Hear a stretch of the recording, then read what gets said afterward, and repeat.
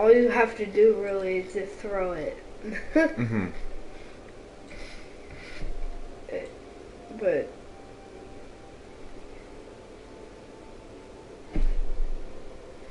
Yeah, it just works. It's fine. It's flavor text. Hello everyone, welcome back to Those Bad Geeks Play Final Fantasy 14, not 11, which is kind of it's kind of interesting. This is my first time actually going to play through the story. I've completed like the demo trial version. Looks like wow, world is currently full. We're going to chill out for a bit while this is waiting. I need something to drink. I haven't drank all day. You haven't drank all day, and you told me right when I start the stream. He tells me right when we start the stream. Well, now I'm thirsty. Yeah. I'm on Macca. Hey, I ate at least.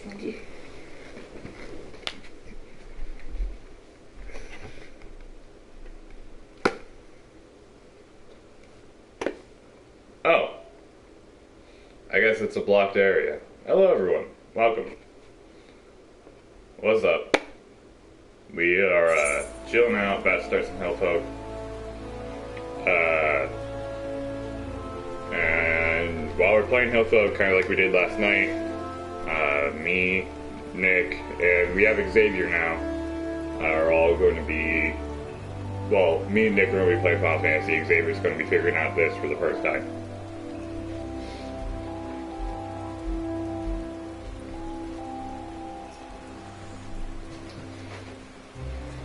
Like green apple? Yeah.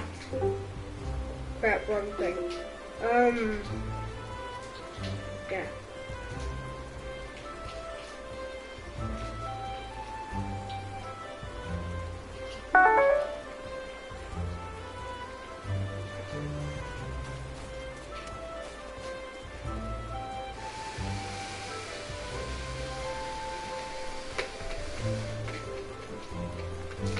Anyway, how are we doing today, folks? Doing good? Hope doing good.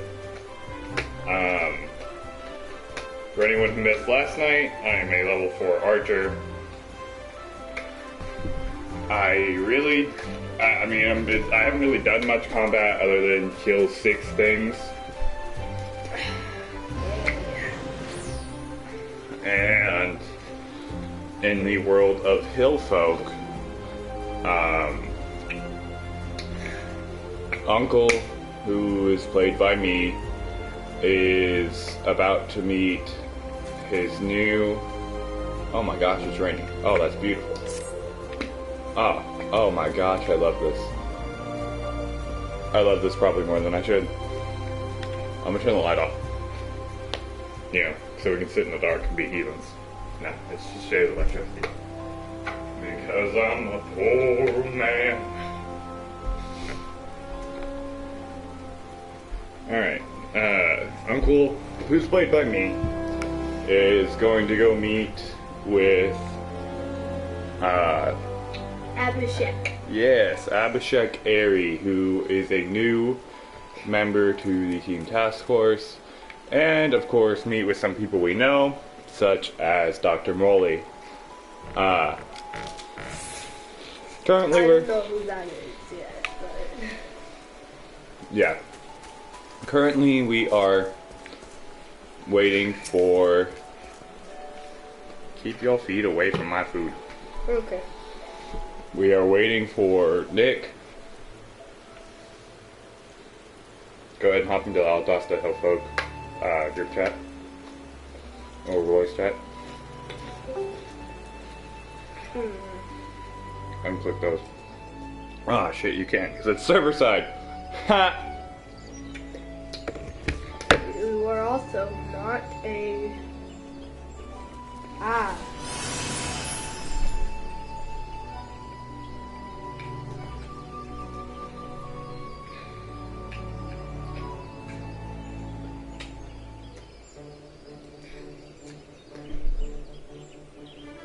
You're unmuted.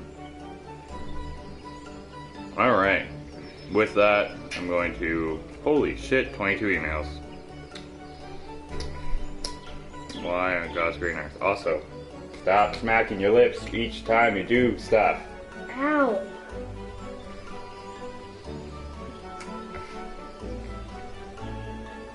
Do you do that to spite me? Because I will smack you.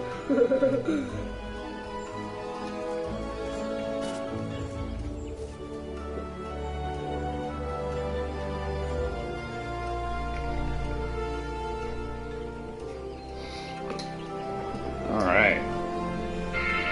Ah! Alright. Sorry for the echo. I know it's coming.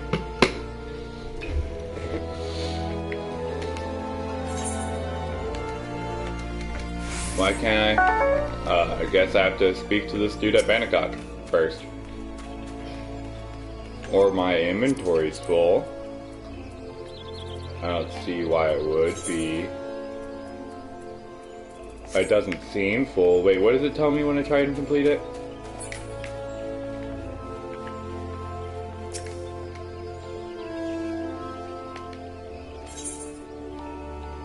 Nothing.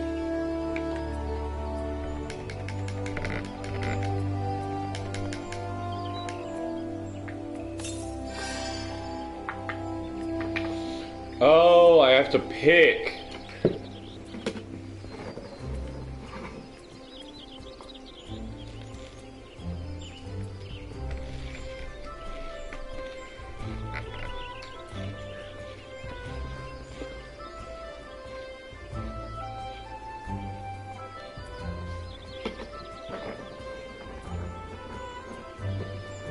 Infant hat, it could do stuff.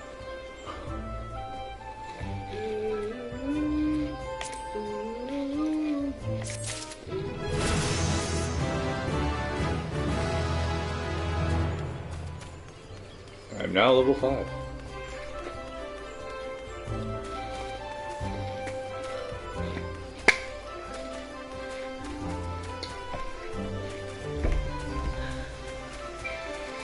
Oh.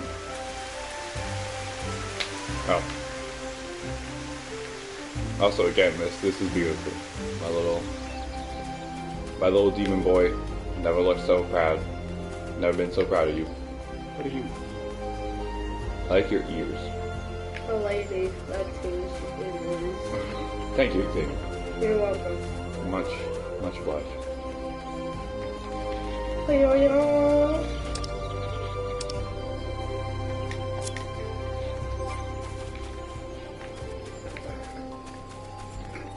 Excuse me.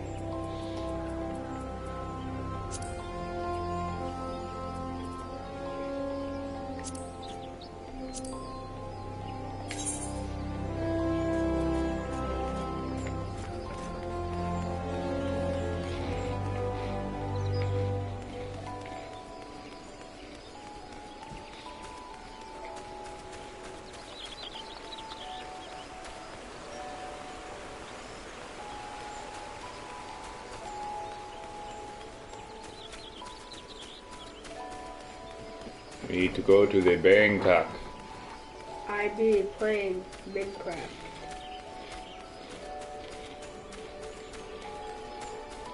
I be playing Minecraft.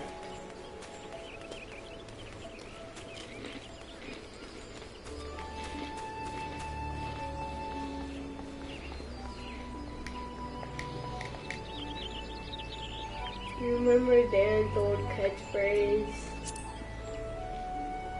Do I know Dan's old catchphrase? Yes. What's Dan's old catchphrase? No, that's Dan Gilliam. Well, okay, hi.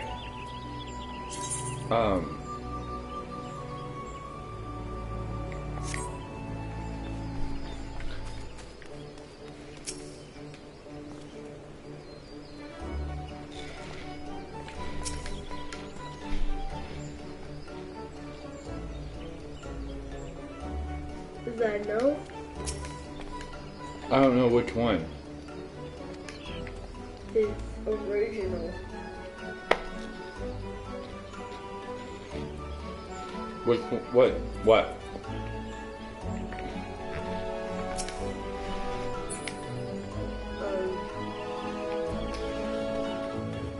Minecart wise. Okay, just say it. I'm obviously not getting it. I'm gonna.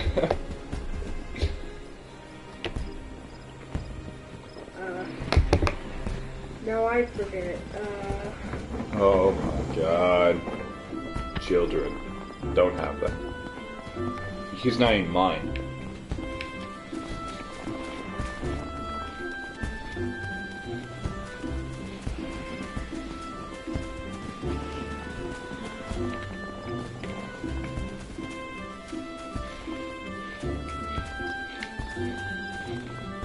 Why can't I go there? Because you're gay. Got him. Alright. Believe me, right? Yeah, sure. Sure, it's not an answer. It is. Cool. Yes. I gave you an answer. No, you took it? That would be an actual answer. Sure. Yes or no? Sure. Yes or no?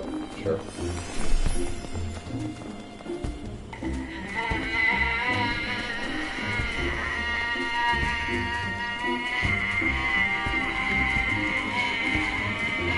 That can stop. Yes or no?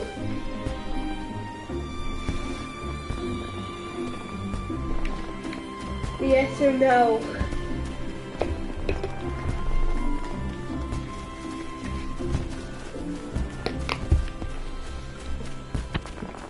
Nom nom.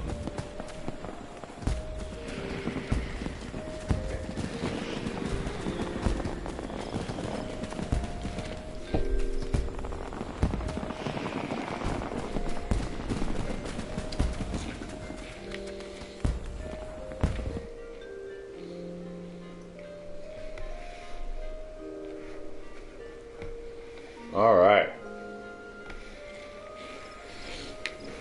So now I've left the sanctuary here.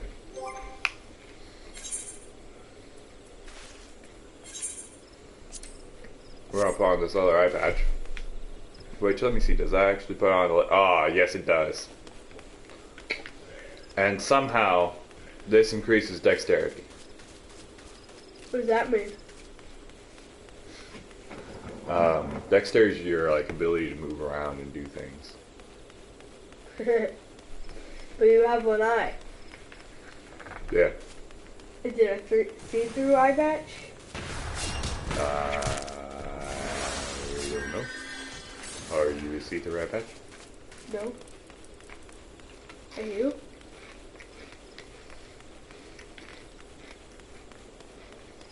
Daniel, What? be careful. Somebody here has been corrupted by an owl. By an owl? Yeah. What?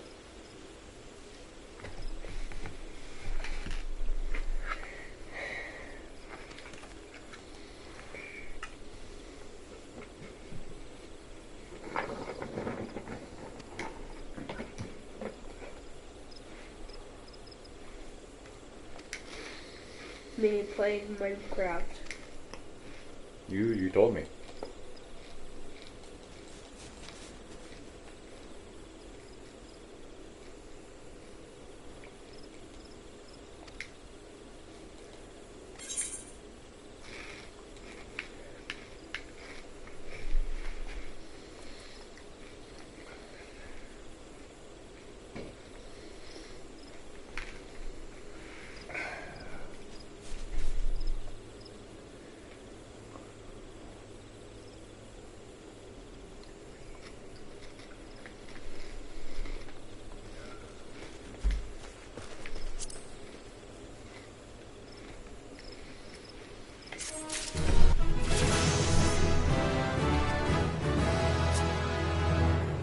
Oh yeah, I learned Venomous Bite. Changed my feet to the altered leather high boots. Is that stronger than the boots you have on now? Yes, which is why I took it off.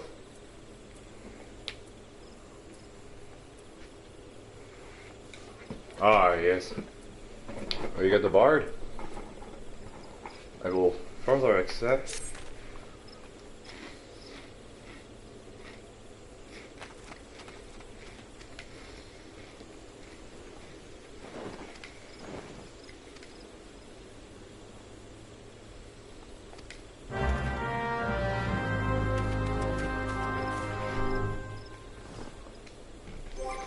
I am frozen.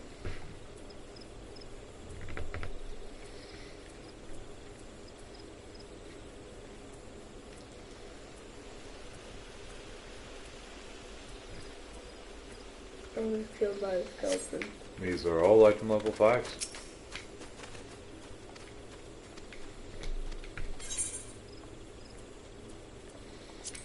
Got to get myself a new short bow. Hell yeah, my dude. We're gonna switch to the maple short bow. And with that, and with our normal tired voice, we're gonna go ahead and find out what the fuck this man is wanting us to do. We're gonna be chasing shadows. Proceed with the briefing. We have an adventure to fuck. I do not English that well. Ooh, cutscene. You don't English ever. Hey. I have a bunch of arrows in my body. I like my legs. Don't kill my legs. I like my legs. I do like my legs. Please don't kill my legs. Alright.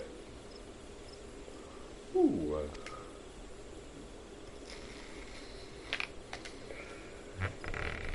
I love my legs. Alright, stop it. No, you. Yes, thou.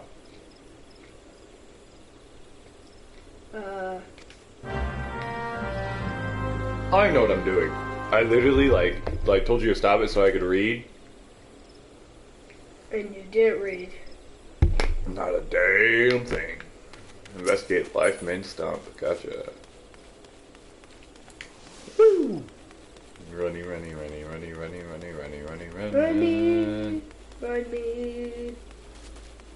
Salmon Grundy. So the man Grundy. Born on a Monday. Wishing on Tuesday. Wishing on a Tuesday.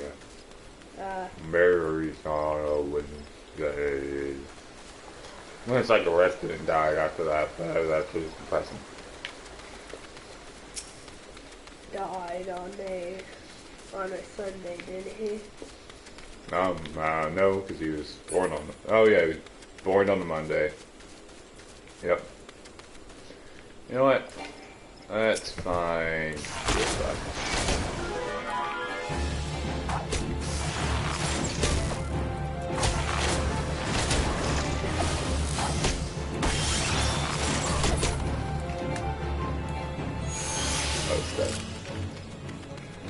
What's up, kitty?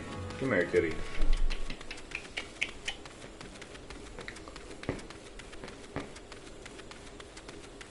Boo, boo, do. Sour cream. Oh, that can stop. Again, not what I expected. Oh my God, this pop. Ah.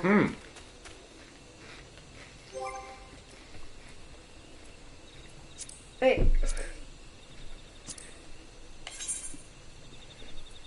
Oh, I am not supposed to be here right now. Gotcha. No, you are. I am very much not. Yes, you are. You should just fuck off. No, you. I told you first, so yes and thou.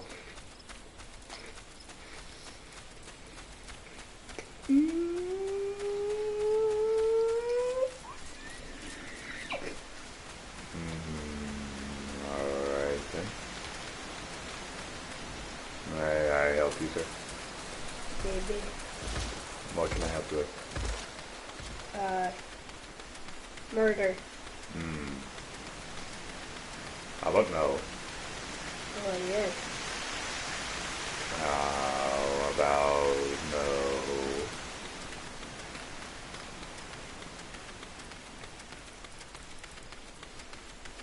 What do you think has the... Oh, fuck. What do you think has the tallest sugarcane on Augusta? Me.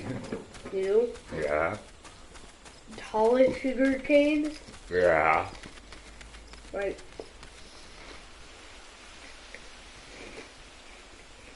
Tallest sugarcane! Yeah. Mine's up to world height. What about you, bitch? It's about...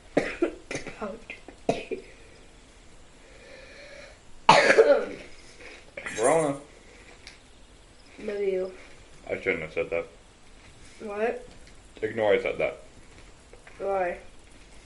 I didn't say anything. Okay.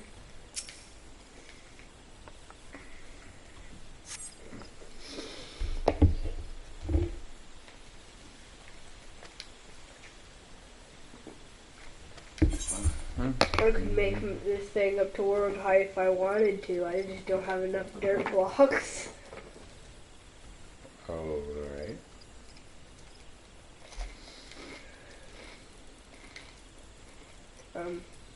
But wait, I can.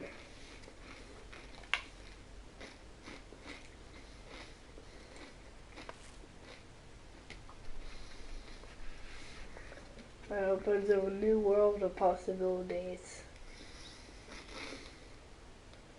Look, someone's already here.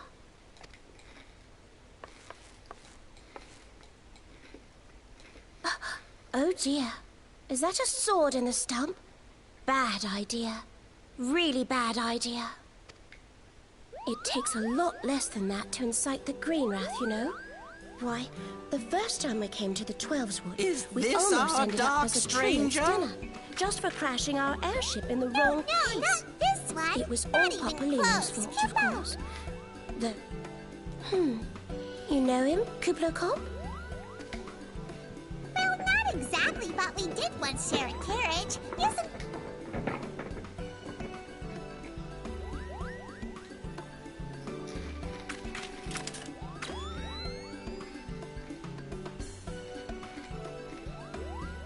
How are the readings?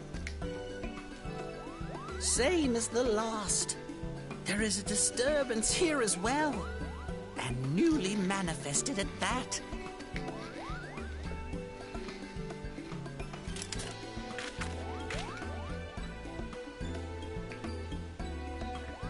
Kuplo Kop seems convinced of your innocence. But if this... Ever since the calamity, the forest's been really sensitive. The slightest disruption to the etheric flow, and this sort of thing happens.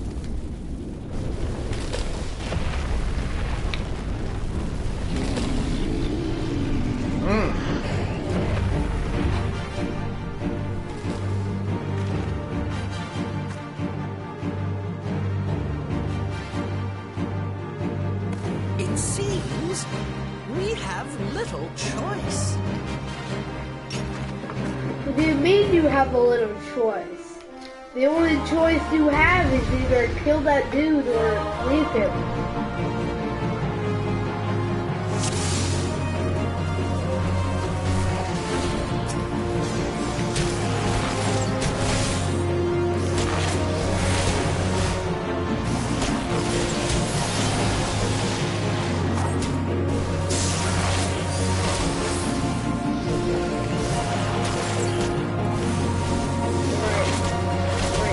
Dirt.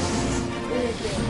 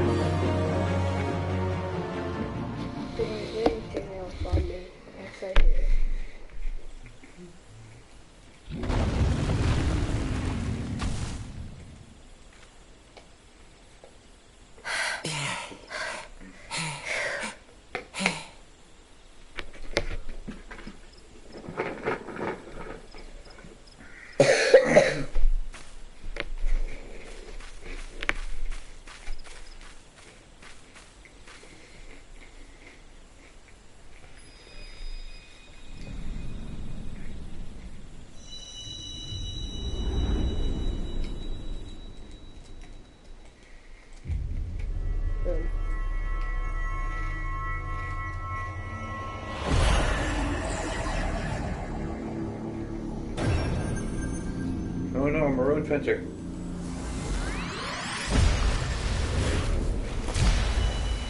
What? It's something from Final Fantasy 11. Don't worry about it. Hear, feel, think.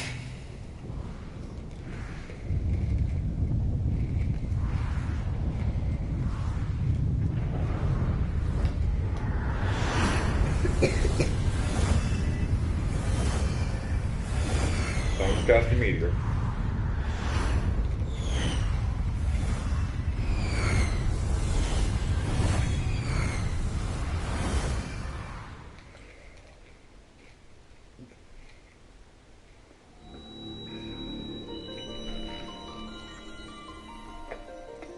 Crystal bearer. That's me. I fell. But that's a giant I sugar am cannon. Hydaelyn, all made one. What? A light there once was that shone throughout this realm, yet it hath since grown dim. And as it hath faltered, so hath darkness risen up in its stead, presaging an end to life. For the sake of all, I beseech thee, deliver us from this fate.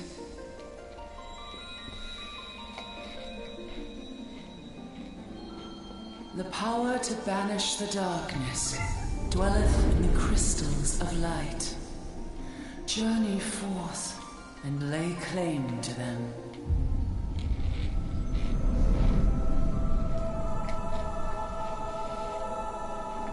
Hey. Hey. My cat just sat on Xavier's keyboard. By thy deeds shall the crystals reveal themselves to thee. Hi. Only believe, for the light liveth in thy heart.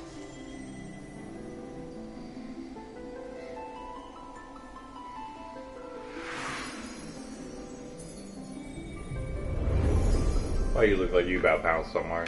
I'm gonna close this.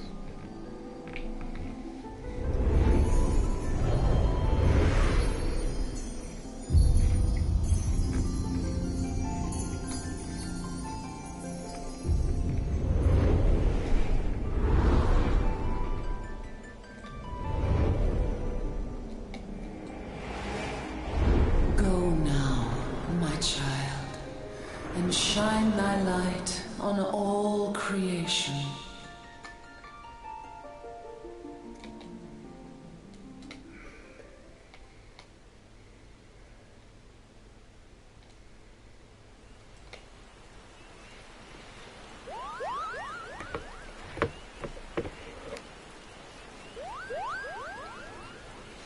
Oh, at least I wasn't face down.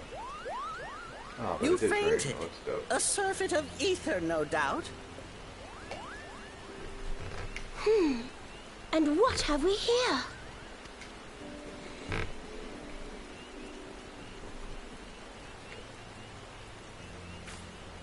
Our culprit, it would seem, an Ixal. And no ordinary Ixal either. A chieftain. That they would venture this deep into enemy territory, the beastmen may indeed be acting under orders. This is Papalimo. We found How the are we culprit. feeling then? It was an Ixal Better? chieftain. Good. Yes, we'll seek Brother Esumian's cooperation in the matter. Giant crystals? Oh, Can't say loud, I've seen any. tactless, much the same Are as you always. sure you're feeling better? Understood. Over and out. Kuplokop, please bear word of these developments to Brother Esumian. We shall soon return to give a full... Understood. Over and out. Goodbye.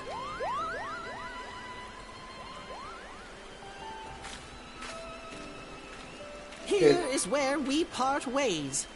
Till next time, take care.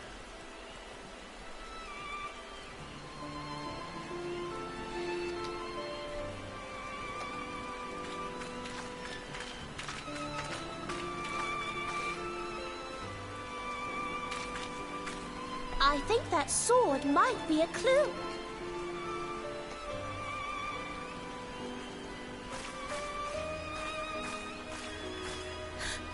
You don't suppose that And this occurs to you now? Yes, it seemed that way. Time will tell. Well, time will have to, because you won't. You never tell me what's really going on. Unless... you don't know what's going on either. You'd like that, wouldn't you?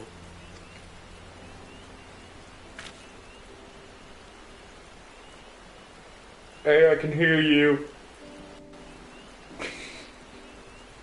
Just figured I'd tell him.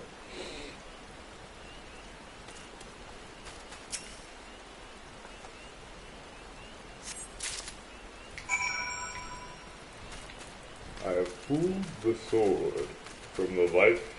What the fuck is this thing called? I am afraid of you, bitch. Oh my god, it has a lot of feet. Yeah, so do you. Oh, I think it. Yeah, I don't know why you keep them all in this jar, but it's certainly weird. You also really shouldn't carry them around with you wherever you go. It could be kind of incriminating. What's that? What? Thing just flew by. It was your mom. Oh shit. Your mom. Your mom. Everything happens because of you. Died because of you. Let us go, Jason. The fire was not your fault. It's okay. The fire was not your fault. Instead of fire, We're not here. That's alright. me. You're 35 now, Xavier. You have to let us go. I am 10. It's okay. It's okay. And, Xavier, just let us go.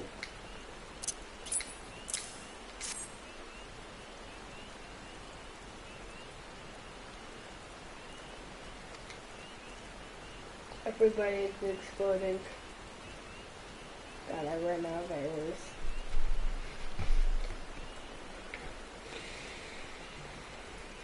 Everybody is exploding. Why wouldn't you use levitate to get up to that one and add that many more?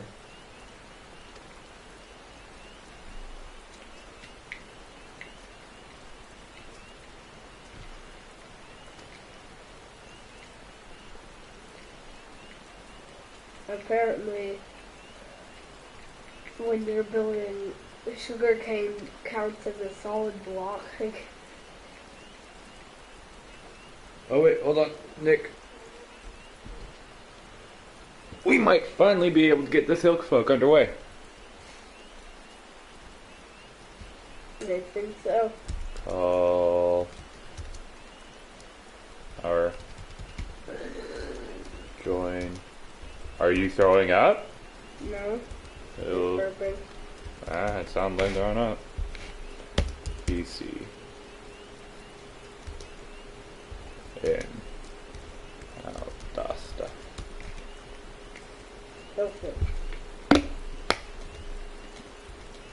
Or just call me. Crap, crap, crap, I'm dying. Crap, crap.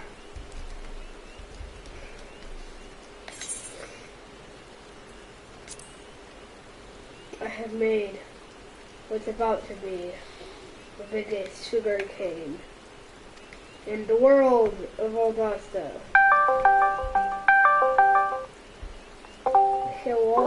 Hello! And you guys couldn't hear me. I don't know if you can hear me now. Oh, is he still server deafened? I can hear you now, yeah.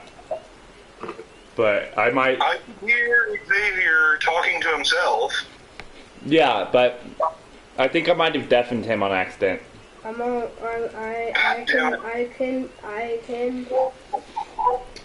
not. 1 second. But yeah, we got his shit set up. Can you give me permission to do that, by the way? Because there might be times when it is important to deafen one or more different people. You should have permission to do that. Yeah, I mean, in a call like this I do, but in a server I believe I do not, because it's not fun. In a server, yeah, as the server admin. You have everything as the server admin does, just a different title. Okay.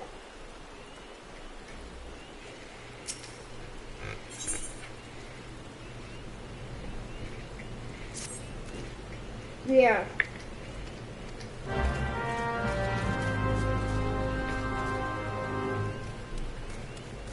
Alright.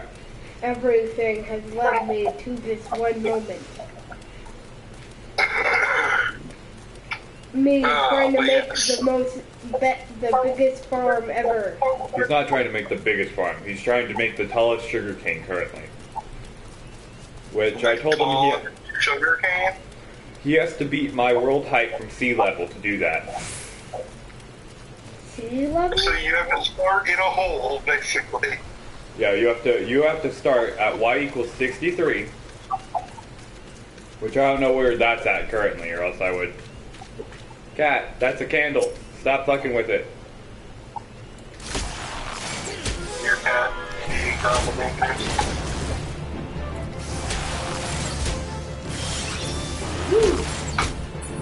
So I did the huge, like, treant fight. And, yeah, it was fun. I see what you mean by, like, it's a lot more mobile. Like, I could actually get out of that area effect spell that you have. Which... I don't even know which one you're talking about, but... It's the... where you have fucking... You died. Where'd you go? You're pulling out the sword from the stump. And you meet, like, the weird-ass pair for the first time.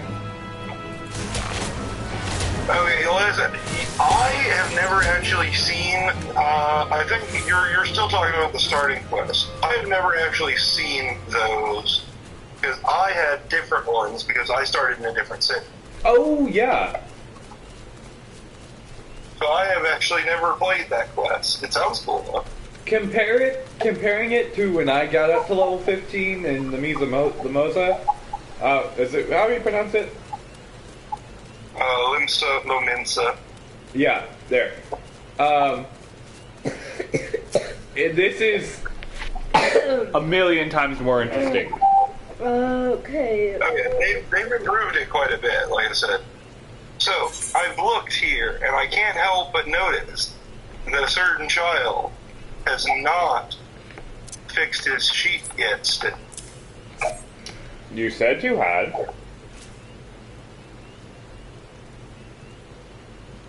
I don't... I mean, I changed a bunch of stuff. But you still got, like, a bunch more perk points, 2 general experience, 2 skill points. I don't know. But, like, a whole bunch more space for drawbacks. Like, you never finished it. You're supposed to look at what I said and finish it. He did, and he said he... Like, I saw him look over it for a good long while. Do I need to... Maybe I just need to refresh this page. Oh shit, I'm already at level 9? Get this, what? Yeah. What did you add? Because I'm not seeing anything other than what I did. You're like... I don't know, what did you add? It was made 41 minutes ago by Daniel Terrell, but I don't see anything different. Like, That was by Xavier. I don't see anything different either. Oh, sneaky. What? He added a new skill. Where? It's called sneaky. That one was on there when I checked it out before. Like, Oh, that's what? what I'm saying. He's still got 2 more points in this, and 2 more in general experience from his drawback that he hasn't spent.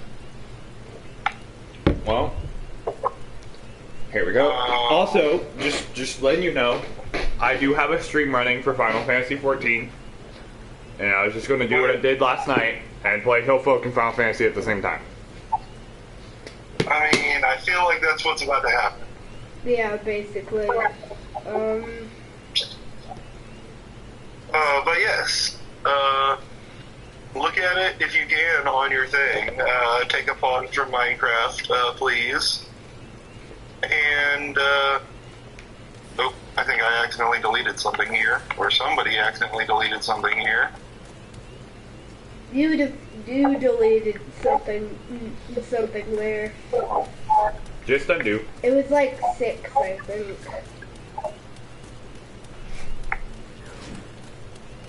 I have 2 general experiences. Move up here somehow. Everything is weird. Do you see what has happened here? Yeah, Oh, I do see what has happened. There we go. I mean, I moved it back down, but that was weird. The game didn't like it weird. Jedi? Dick. But see, I left you a whole bunch of on the side here about what I did and everything. But like I said, this was just an example for your perks and stuff like that. If you like those, you can keep those. But you got way more points to use for perks.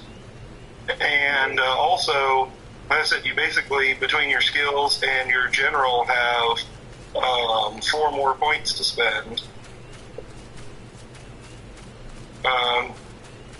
Now, you could choose to keep it for later. You could bump up your spirit to 3 if you wanted to with that 2 general, or you could move the 2, or you can use the 2 general on skills as well and have 4 for skill, if you would rather do that. And then that would let you maybe improve one of your skills to a keep 3 and add 1 more, probably. But yeah, so you're going to move those 2 down to down to things. So keep it there, and I'll go ahead and just unhighlight that one there. That's it. And you see what I did with the names there, like I said over here, without going too much in detail. Like, basically, like, if you make it a little bit less specific, I think you had, like, pistol shot or something like that. If you change it, you know, something more like this, then it lets you do, like, all kinds of different stuff, you know? And then, here, like, when you click on this, you see on the side it brings up, like, the note that is connected to that one. Yeah. Yeah, basically just read what I said there, if you haven't already. Because I read every single one of your comments, so I mean... Oh, you already did? Yeah. Okay. Well, then like I said, you see why I've done all these things. But yeah, if you had another skill of some kind that you wanted to add, some kind of other defense or something would be my suggestion. You need some kind of mind defense, like I said in my notes. Well, you don't need it, but it would be nice to have. Or if somebody tries to mess with your head, you know?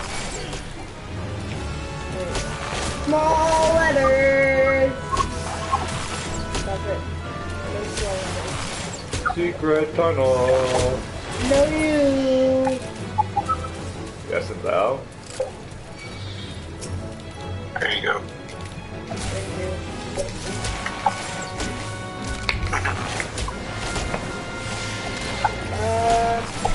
Let's see. It was like a 4, K1.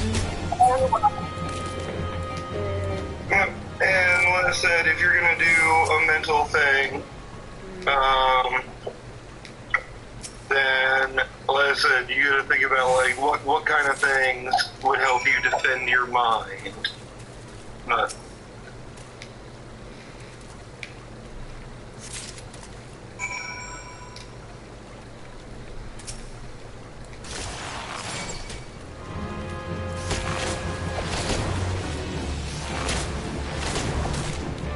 well, I gave two examples over here. No, I know. That's Yeah. what my skill's gonna be. What do you mean? Oh, okay. I see what you're doing there. All right. I like it. It would be a Just defense, and then with the little letters, an M for mind. Oh my god. Oh my god. What? I don't know what just happened, but if you can check the stream and go to, fuck. I don't know. Just go to where you see literally all these adventures flying out. I mean, I'm not looking at the stream at the moment. Do I need to? No, you don't at all. I was just, if you had it pulled out. Alright. I have no idea what you're talking about, but what? There's a whole bunch of adventurers who just like fucking flew away on flying mounts. Yeah. Flying mounts are a thing now. But it was like 30 of them who just fucking like flew away in a large group. It might be like a raid group or a guild or something. I don't know. But yeah, if you've got more ideas for drawbacks, you could get even more points to make yourself better with. Or we can just move on down here to perks at the bottom. Hey, what do you think about the two that I put in? well. I don't know if it's really good to like what the cubic shield. All you do is throw it, and it makes a cubic shield. Yeah, but because of the way the game works, you still have to roll whatever your skill is on that for defense. That just means that you can use it to defend other people and stuff like that, instead of just you. But like basically, you could change it up to be like improving your shield to make it tougher, if that makes more sense to you, instead of you being better at it. But you're still gonna have to make a check with your shield, basically, you know? Okay.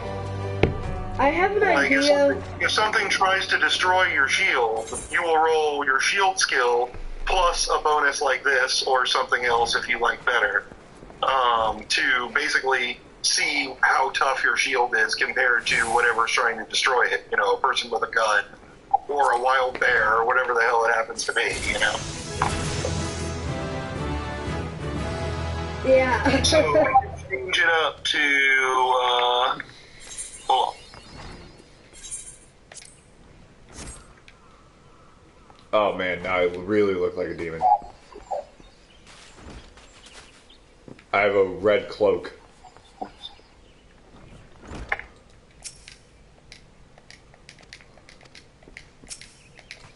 I can get a new bow.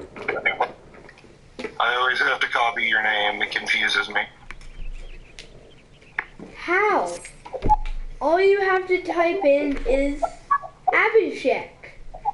I mean, I can say Abhishek, but I can't spell it without looking at it every time. And neither can you, apparently, because it's spelled differently in different parts of this paper, I'm pretty sure. I have Abhishek.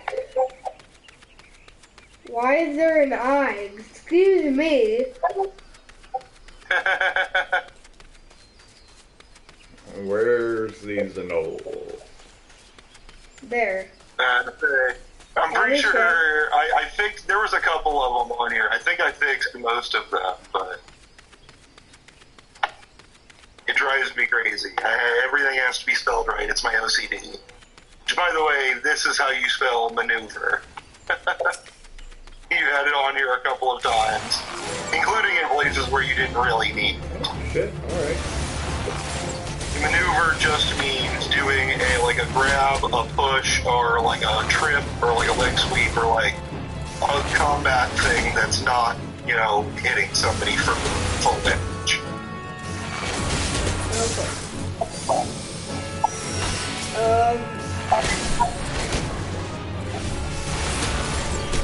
What would it be called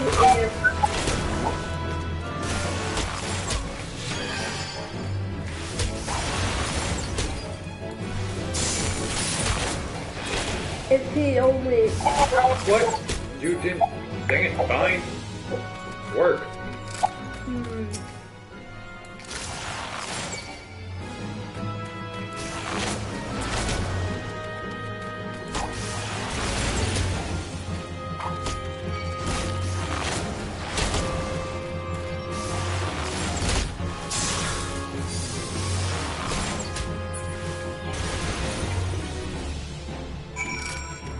Cool. Ooh, wrong thing.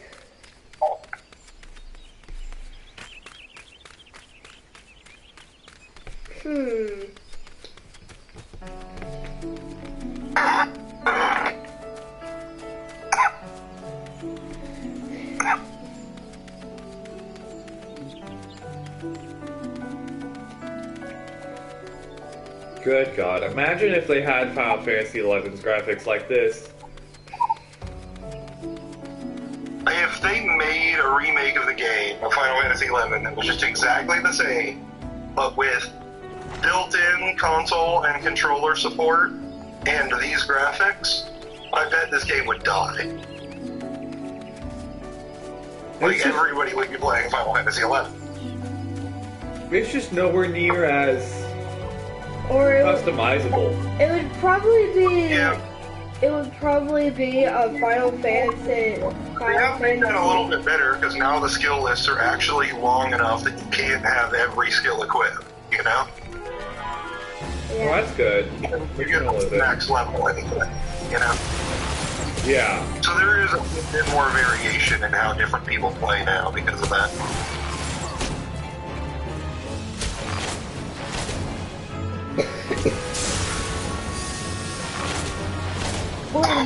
Wait a minute.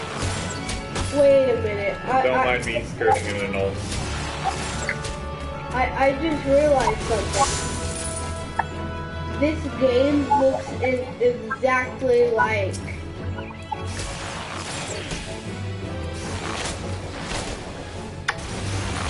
the other game you have. What do you mean? Tetra? This does not look like Terra.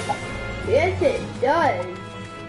The graphics are better in this, but honestly, there is kind of a similarity in a lot of their design stylings, but it's just like classic fantasy, Yeah, I was trying to get up, like... The graphics are definitely better in Final Fantasy XIV now. Yeah. Alright, how do you think about that as a perk instead? Does that make more sense for what you were thinking? Yeah. Oh. Hold on. But because it's gear now instead of training, I gotta change that. Okay, there we go.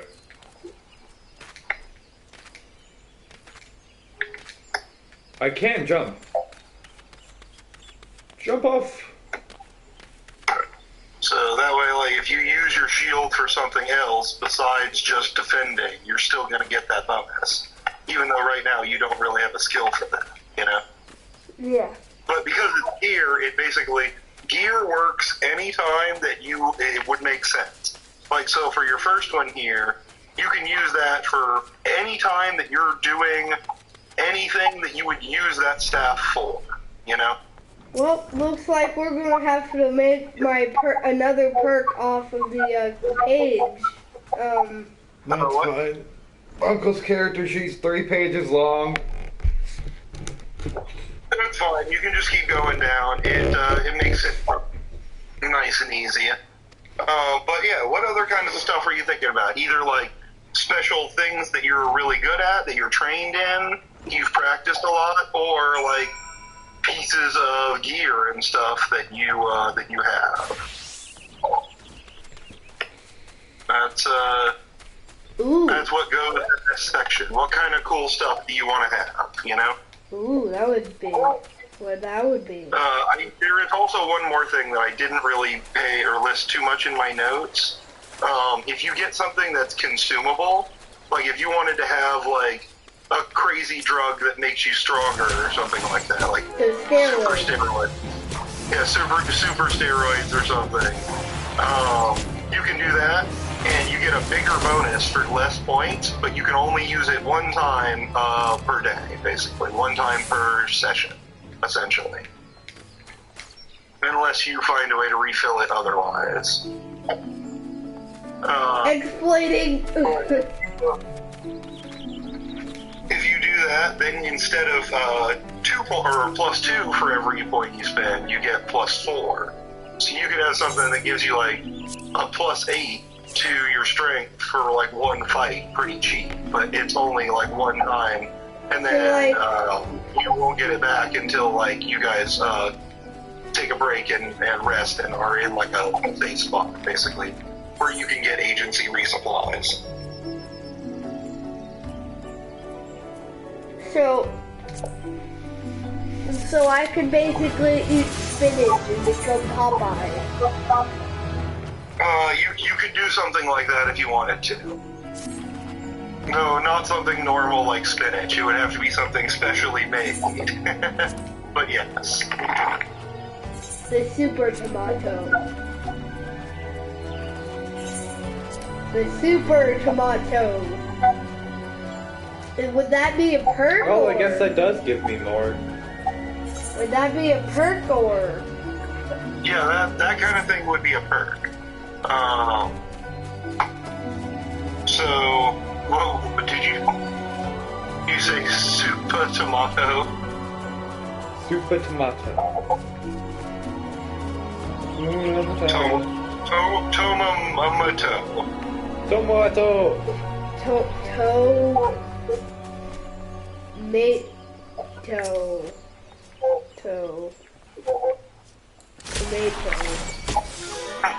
There you go.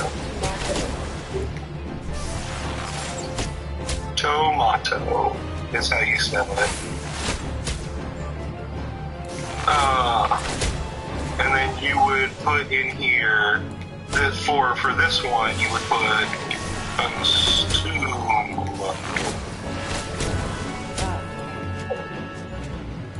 And what would this do? Like minusing my points. How much of a bonus do you want it to get? Health and strength. Health and strength. I can't hear you what you're saying. You gotta. Health and strength. Okay, so you want it to increase your body, basically. Yeah. But like, by how much?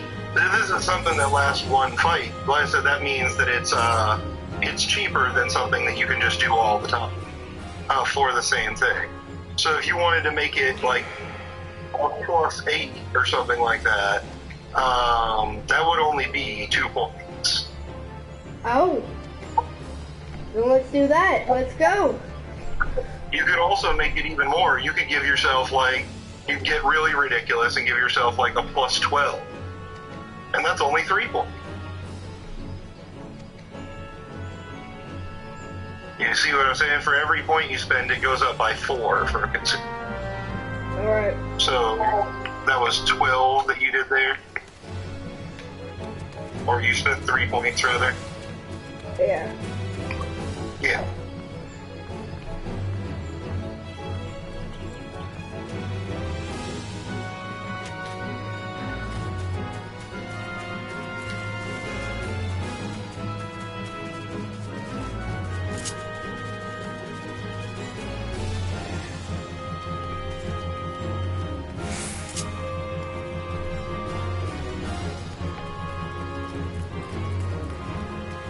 You don't have to You don't have to capitalize every letter, but That's how I freaking type.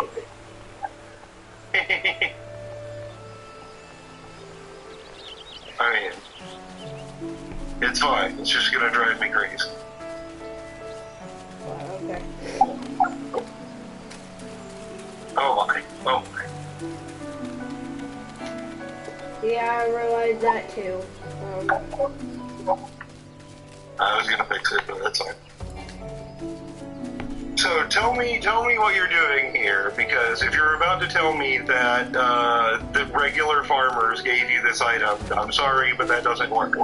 This has to be, if it's going to make you that much stronger, it has to actually be like something that's like high tech and sciencey, basically. Because That's what I was gonna do. this is supposed to be fairly realistic.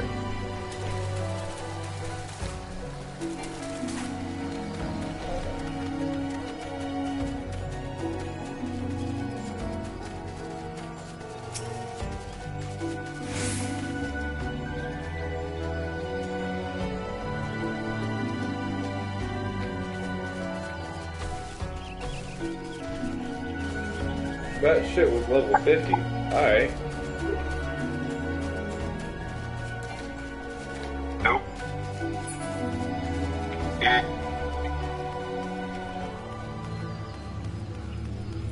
Don't worry, I'm fixing it for you as you go. Just keep writing.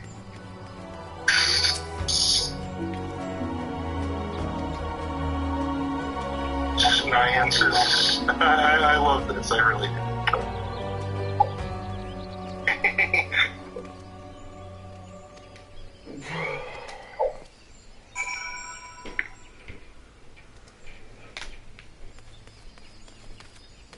Where?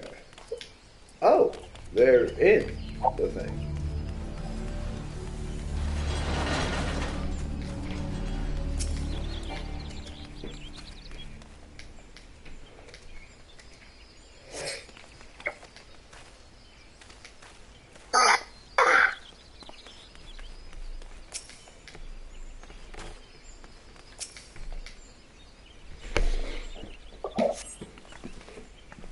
Wait, one second.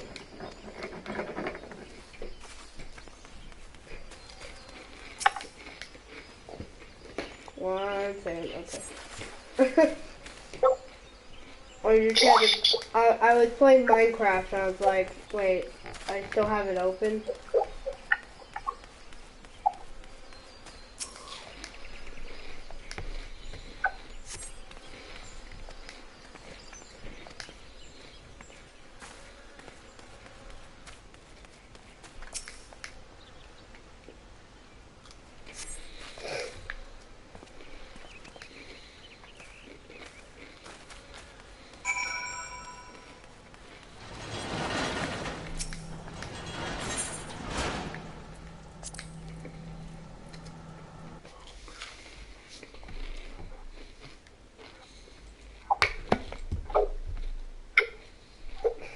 That's it. Just keep going. I'm fixing it. I'm your live editor right there.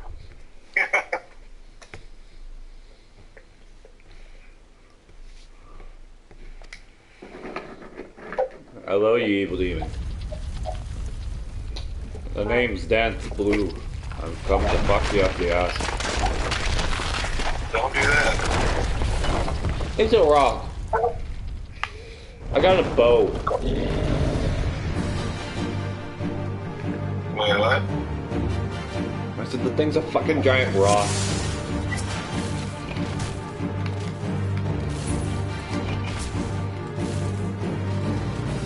Alright, quick grave, quick grave. You stay there.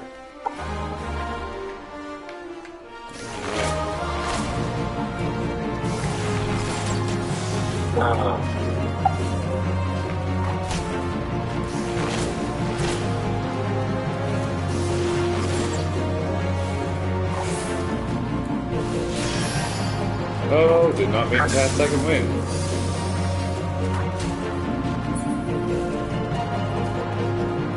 Alright, good to know, good to know. Yeah, I'm gonna have to do some editing to make this sentence make sense, but I know what you want. And then Here. No. some simple here. Because you don't need too much detail.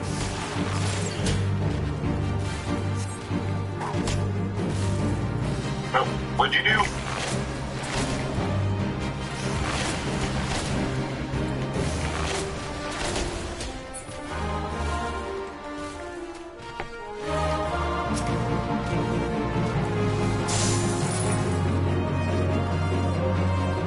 Dang it! Fucking venomous bite. Canceling this bind. You piece of shit. Alright, there.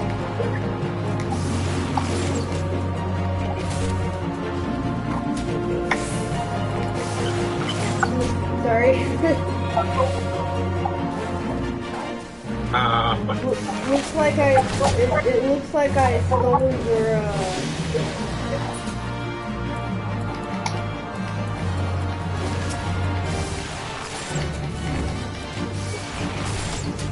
Fuck. I'm a writer. Okay. I do. Why are you running? Why am I running? Do you see the thing chasing me? It's almost dead. Okay, yes, and only because I'm running.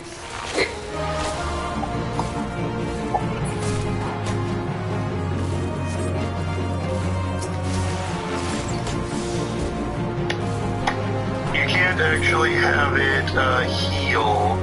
That would have to be a separate item.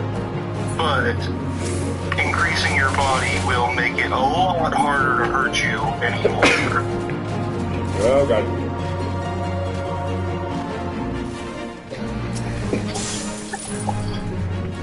Okay. And then that's it. Go ahead and keep editing stuff like this. I have one more thing that I want to give for a perk. I mean, you still got points. What you could do is you could spend more points to increase these. I made these like top ones here, 3-point perks. Like if you wanted your staff, which I think you're going to be using a lot based on your skills, to be better, you could bump that up to like a +8 or even a +10 by spending more points if you just want to have, you know, one really good thing. Or you can add as many more as you want if you've got plenty of ideas, you know? Or as many more as you have points for, basically. Are you ready for what I'm about to do? I don't know. What is it? You know that thing? Have you seen the Black Panther movie? Yeah. Yeah? You know that meteor that crashed? The what? You know that meteor that crashed and gave them all that metal? I'm sorry, you're breaking up really bad still. Like, I don't know what's going on with the Discord, but it's just not wanting to let me hear you.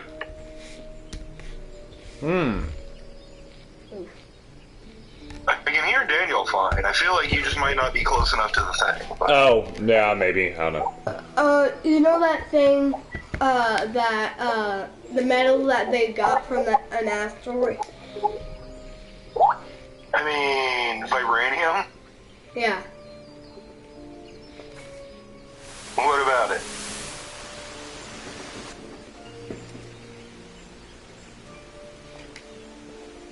I'm assuming he's writing something. Well, I thought he was about to start writing something, but he has not yet. My thing has been lagging, so I can't really do anything. Your internet browser has been lagging. That's something right there. Computer so bad, Internet Explorer lags.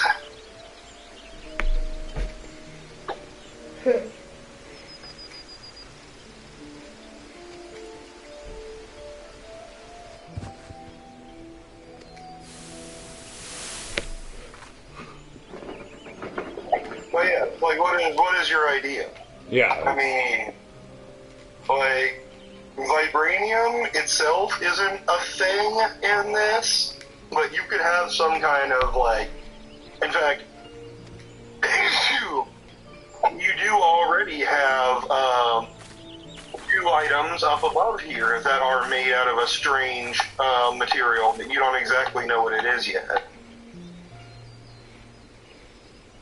Oh. Oh, okay.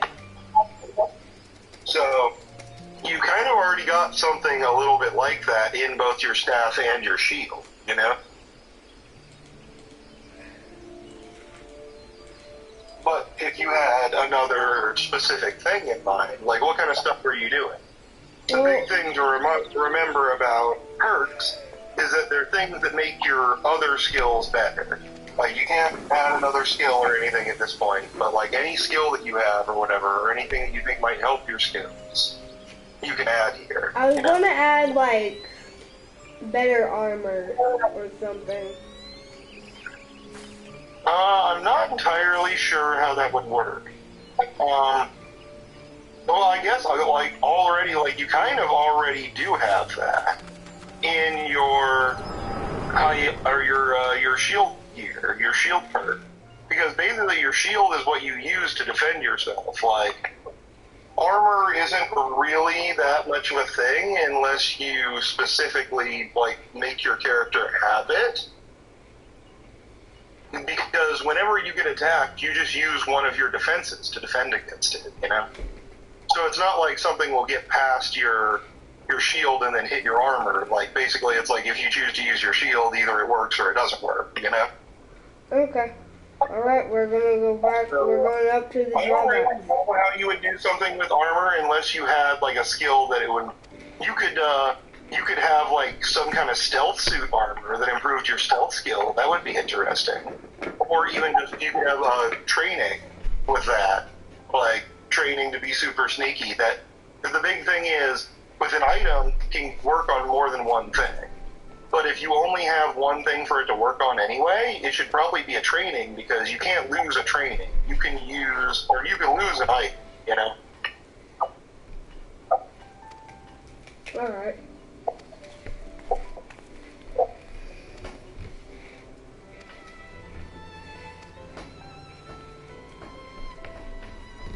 So yeah, if you wanted to be good at sneaking around, even though you've only got Keep 2, which is not that much dikes, you can be, you know, way better at it, just like with your attacks, by adding, you know, like a +6 or whatever, by spending another 3 points. What would you put it under?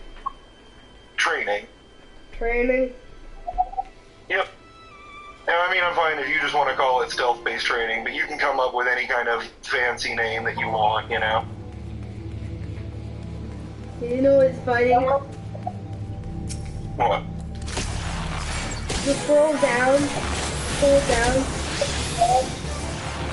Scroll down? Like, see what I do on my first one. I'm so confused. What? Do you see this? I see what you put there. Yes, that's what I'm saying. If you just want to call it that, you can. But like, you can come up with whatever other weird name you want. If you want to, you know. I already had Kidnap Boy. Yep. Hey, listen, I left that one as the name of your thing. I just changed it to actually give the numbers on it, because the version that you wrote didn't have any numbers, you know? I'm not doing RPG stuff.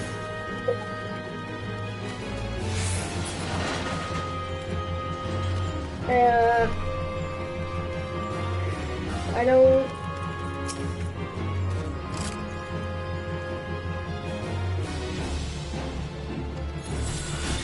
I don't know what to write.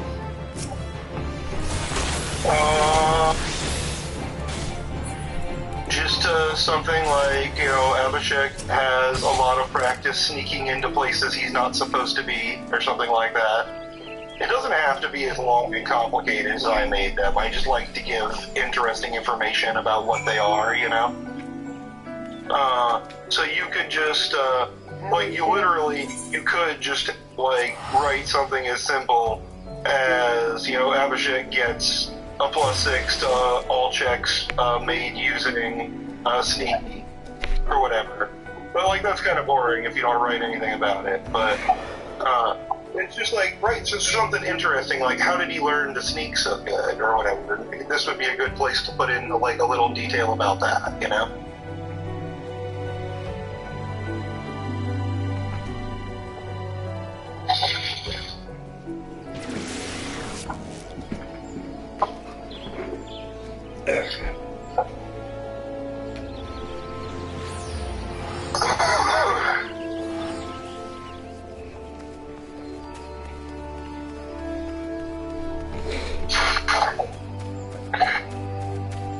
I thought we decided that you were going to be like 16 years old or something like that. Yeah.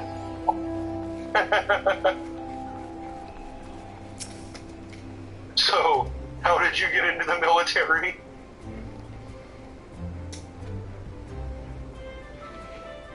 Like I said, I was keeping my backstory. But, like I said, I was keeping my backstory. Yeah, but that still doesn't explain how you got into the military. You weren't in the Yeah, military with a that's what I'm backstory. saying, is like, if, A little unless you've got a real good reason, you probably weren't in any kind of military, at that age, unless it was in, you know, like some third world country where they use child soldiers. Yes. But you weren't. Alright. Alright. Where is Abhishek from, by the way? I mean, obviously that's a Middle Eastern name of some kind, but I don't know where exactly. Well, my original friend was from India, so...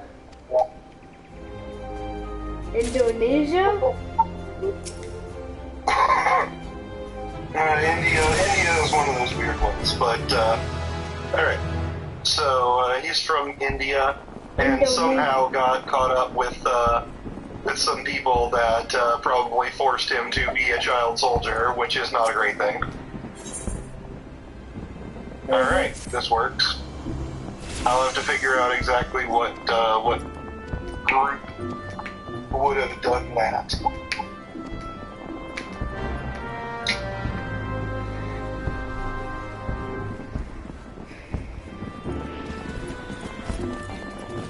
Oh shit.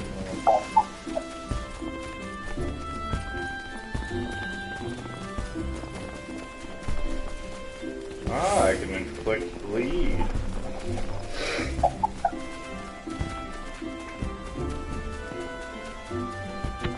That's the wrong way to go.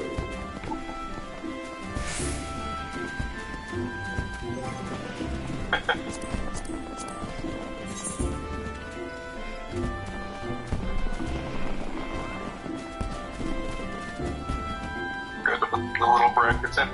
The brackets are nice because they just make it really easy to like see where the number is when you're trying to like oh yeah, what is my bonus for this? It makes it really easy to see the number, you know? It needs to be an even number because it's 2 points or +2 for every points that you spend. So either 8 or 10, either works, but not 9. Okay. Okay. And then that leaves you with 1 point left if you want to put that one at +10. To spend, you can either, you know, bump up one of the higher up ones here, or you can add something that's just like, you know, a +2 to something or whatever that you're not as good at, you know? Okay. Or could I bump it up to... Never mind. Plus 10 is the maximum for this one, for trainings and gear. Consumables can go higher, as you can see here, but you could bump up like one of these two, to +8, if you liked.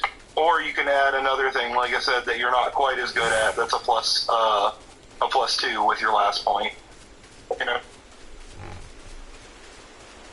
I'm just gonna bump up your attacks. Not a bad choice, not a bad choice. Alright. And now, unless you decide that you want to add more drawbacks, your sheet is done. And you can always add more drawbacks later. Like, if you figure out that Abhishek is, like, you know, really afraid of something, or really bad at something, but you don't have a drawback for it, you can add that later, as long as you're not going over the limit, or unless I tell you to go over the limit. I have an idea. So yeah, if you've got ideas, you can add them now to get extra points. Oh. Wait, crap. Excellent. Well, the first thing to do is, for that kind of thing, that would normally be either it would be a hindering or a damaging. So, if you're afraid of something, which I won't say it for now if you want to keep it secret for now, but... I still saw it. I looked over on accident. You could either take a penalty when you... Wait. Well, like when that's happening, like whenever what you're afraid is around, you could be, take a penalty like above, a minus whatever on something, or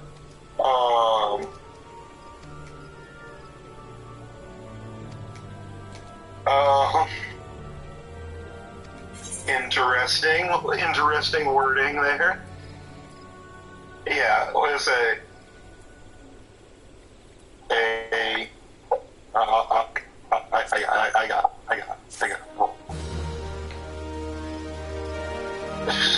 Oh, just stop.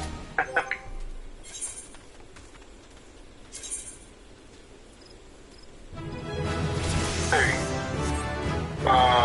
And you can bump it up to damaging too if you decide as well, but basically that means that however you decide to write it out, whenever the thing that you are afraid of is around, or every turn that you see that thing, you will take 1 point of damage. Probably mind damage or spirit damage, your choice.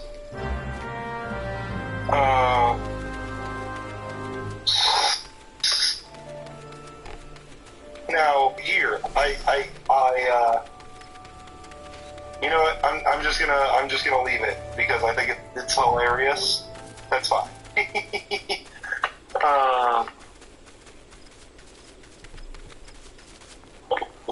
Don't do that. Stop doing things.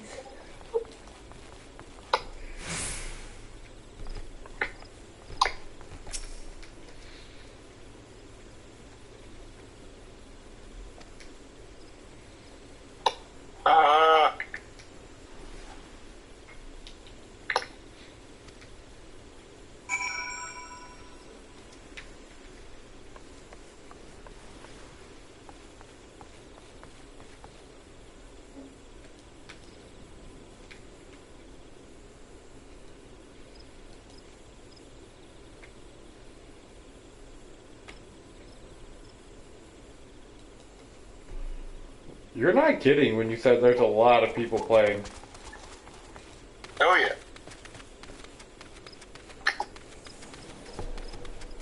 I have done did what I've done did.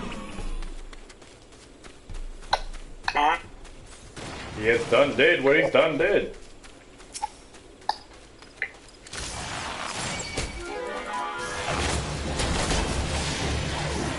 Oh god, they're beastmen. Oh, I did not pay attention. I would have been running in there balls deep if that's why I knew they were. No. All I was gonna put was like being scared of pets. Oh, see, it has to actually have an effect to get points from it, you know? Okay. So, what do you think about that right there? I think this is awesome. On any turn I'm protected. You do.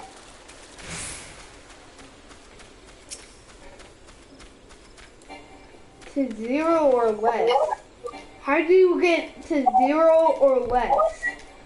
You don't actually die in this game when you get to 0. Like, say you fall out of a window, you take 20 points of damage, and that drops you down to 0 in body. That doesn't mean that you're dead.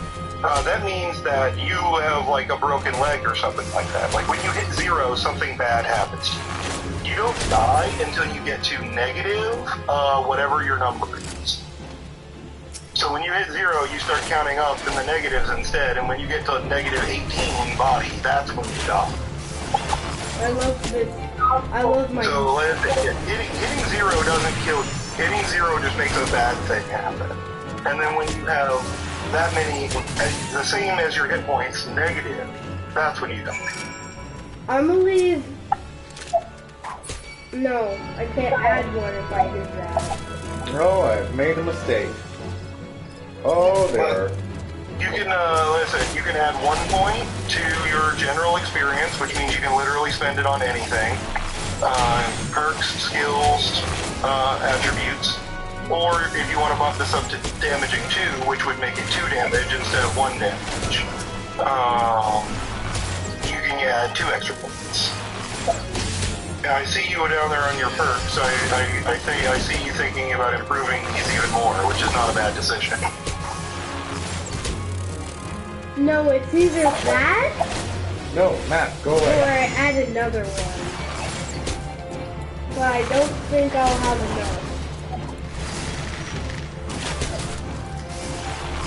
I mean, right now you've got 1 point, unless you decide to increase your thing to damaging 2, and then you will have 2 points, you know? And you actually can go even higher than that. You could have like a damaging 10 if you wanted to, but it's probably going to kill you if you do something like that, you know? I'll put damaging 2, which would leave Alright, me... damaging 2. And then I Alright, can... so that bumps this one up to 2 mind damage. Here, let me italicize this. There we go. Now I can add another one. Yep, and you can add another one, and if it's a gear or a training, it'll be +4 with 2 points. If it's another type of consumable or something, then it'll be more than that, but...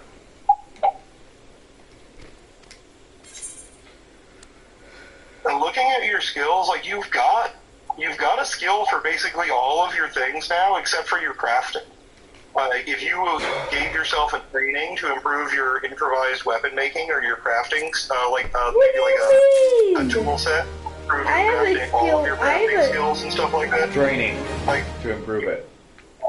yeah, so you've basically got a bonus for every skill except for your crafting, your improvised weapon. So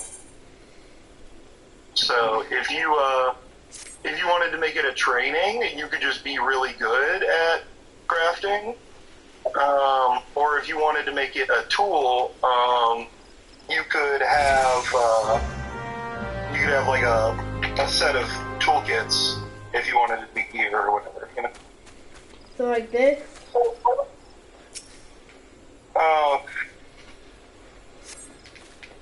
I mean, that's basically, yeah, it's kind of a boring name, but you can fix that later, you know, that works. Ooh, wait, instead of improvised weapon, I'm gonna do...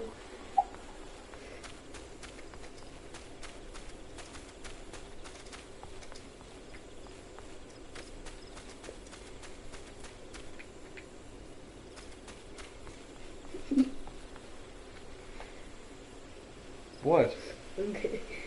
There you go, then that's the base formula, and then just put in whatever the skill actually is. Are you changing what your skill is up there? Is that what's going on? Yes, the name is now something else. That's it. I mean, that kind of works. If I were you, I would make it less specific. Like I said, it doesn't have to just be crafting improvised weapons. If you give it, you know, a clever name, like, do you mind if I use yours as an example, Daniel? Go for it. Uncle has a crafting skill called Pop the Hood and Grab a Flashlight. But that doesn't necessarily just mean for cars. That just means, like, I can kind of fix this nonsense, whatever it happens to be, you know? It's more for fixing stuff. But it could basically be anything. If you, like I said, like I did with your other ones here, if you give it like a creative name, which I'm not sure what I'd go with for crafting. It really depends on how you want to use it mostly. But you could, if you name it cleverly, end up being able to make a lot more than just weapons, you know?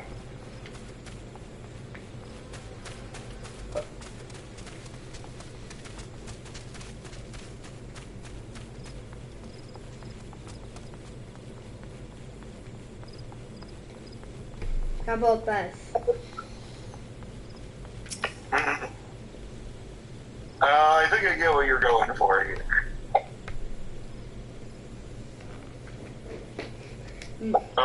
Why do they keep happening? Because it hits you. Amateurs have been cold. To really get the So many dots. Just enough dots. That's all it's needed. It's just You know enough. I'm dotstrophobic. You gotta get that idea. It's like, You know I'm claustrophobic. You know I'm dotstrophobic. Dotstophobic? No, I'm not. I have added. Wait, what?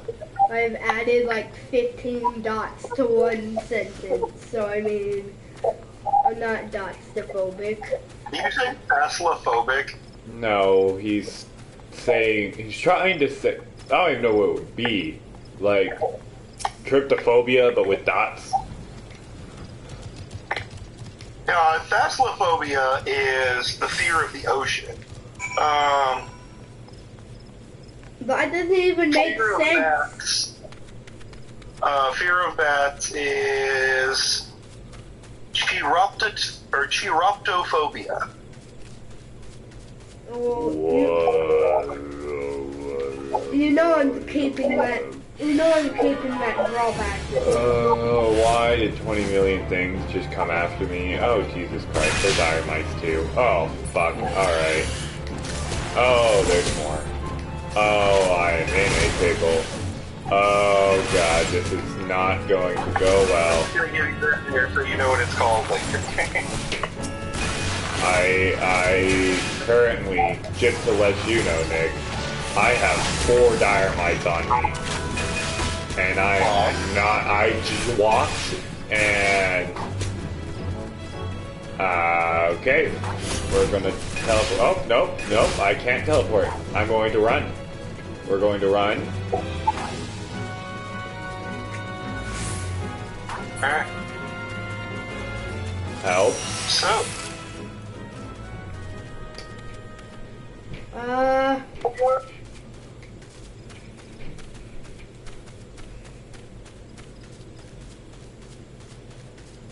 Alright. We're going to go in, except for this time, not attract every dire mite. Actually start with the Meow.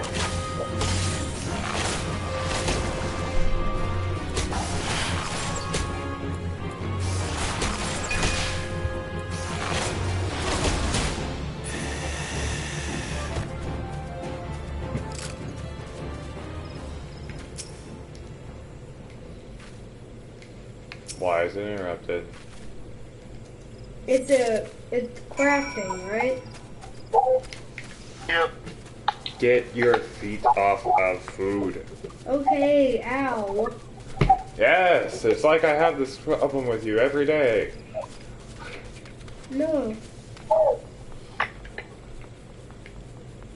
Ooh, I must deliver a leather bag to Rosalie. I have.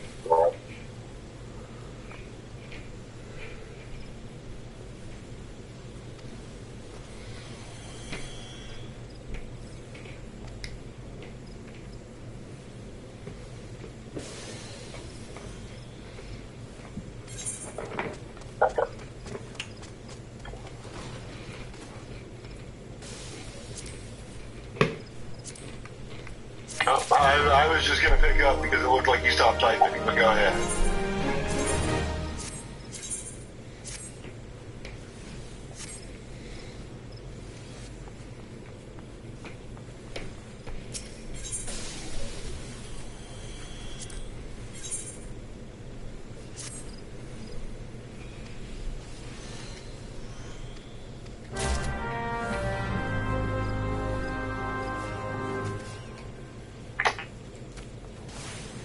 Almost everything, okay.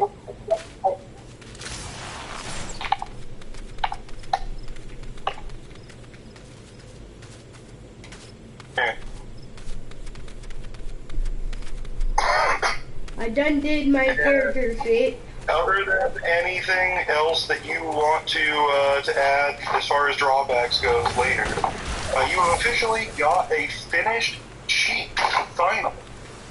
Which means we can finally start.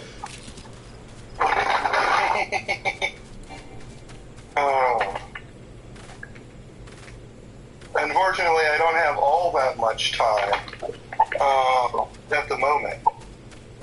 How late will you guys be around? Xavier, I don't know.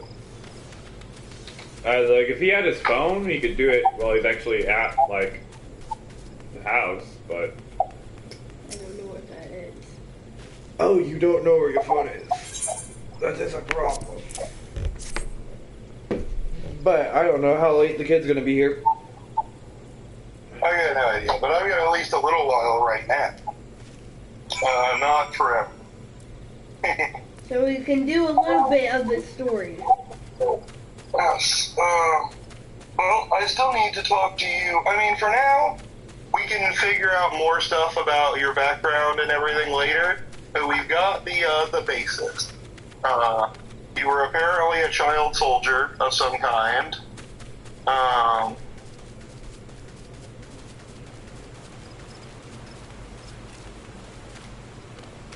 Yes.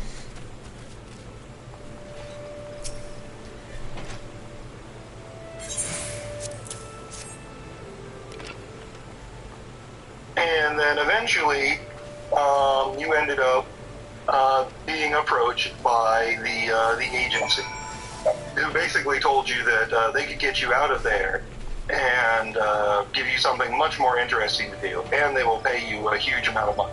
Do you remember what I told you before? Yeah. Okay. Well, that was a different character, but I'm assuming what would Abhishek say to that kind of offer?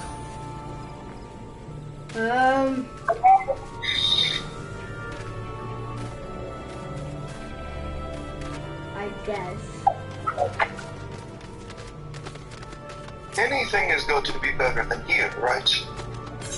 The nice man in the suit, who has given you probably more money than you have ever seen in your life, and then takes you off to the agency for some preliminary testings and training. That was a couple of years ago at this point. You've been working with them for a while, and they keep sending you to investigate these things that they say are like strange, weird occurrences. And I mean, usually it's just some guy with a gun or something like that. Like, nothing weird about it. That's something that you saw every day back in your soldier days.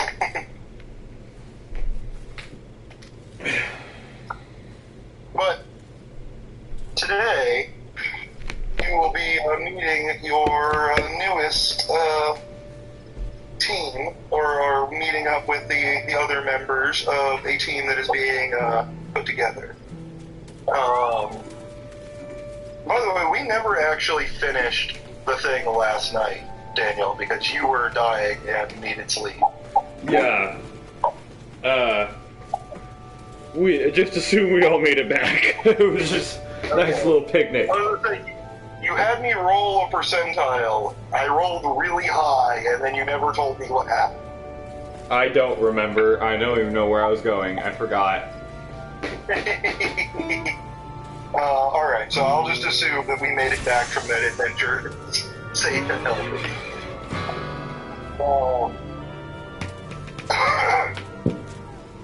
And you get kind of a piece of paper delivered to your door in your room in the agency building where you normally stay at the ship. That says that one of the researchers in the facility who you've seen around, but you never really talked to him very much or anything like that, Dr. Moley, will be stopping by relatively soon to pick you up to go meet somebody that is simply on the paper just called Uncle. Apparently this Uncle guy is going to be your new boss, quote unquote. He's technically the senior on this team, though you've kind of been given instructions to do whatever seems best. There ain't no boss but me. Eventually, the doctor does come by and knocks politely on your door, even though you know for a fact that he has the keys to all of these doors. Yes. You open the door for him? Yes. Okay. And by the way, just for your knowledge, as far as your drawback goes about not being good with groups, I'm going to say, as long as you're only talking to one person, you don't have to worry about that. But whenever it's more than one person, that's when that's going to kick in, you know? Yeah. And he will say, so, have you read over the briefing?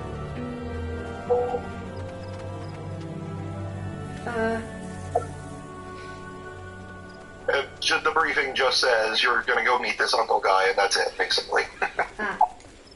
Yes. Yes, I have. Are you ready to go? Do you have anything that you want to bring with you? It might be a little bit of a long journey. Let me grab my super tomato and I'm ready.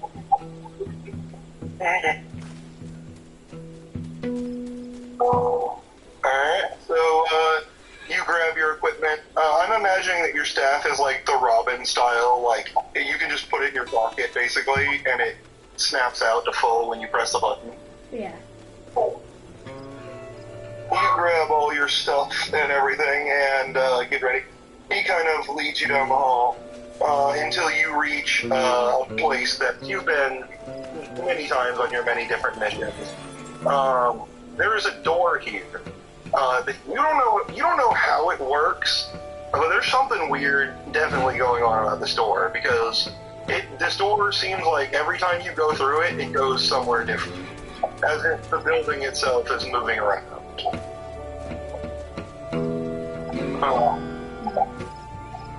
And when you open the door, or when the doctor opens the door, you see that what is on the other side is a very hot, very humid, very dank swamp.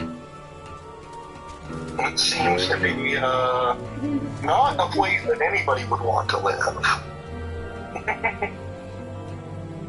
But the doctor seems to pay no attention to this and steps his way through the door and waits for you to follow. I'll follow him. As you do, the door closes behind you as you pass through. And as you're used to, you look over your shoulder and there's nothing there now. You know that from your previous missions that coming back to this place later, there will be a door here that takes you home.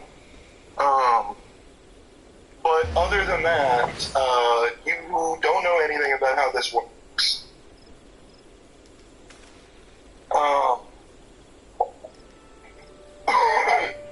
But it appears, as you look around, the swamp is in front of you, but the doctor has turned around to face the other way, back past the door.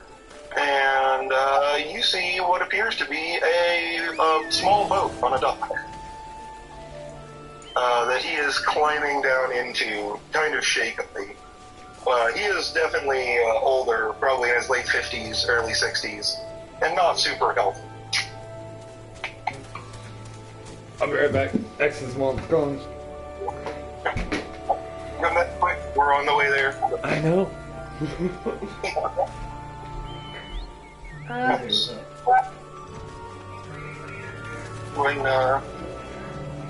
When you come over to the boat, he says, well, Carmen, I may have to ask you to do a little bit of the rowing. These arms aren't as strong as they used to be. Boat ride! Hmm? Boat ride!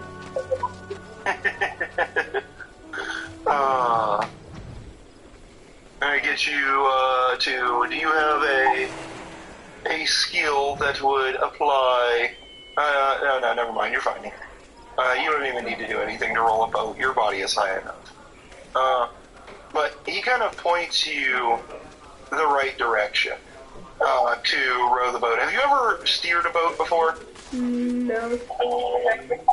Alright.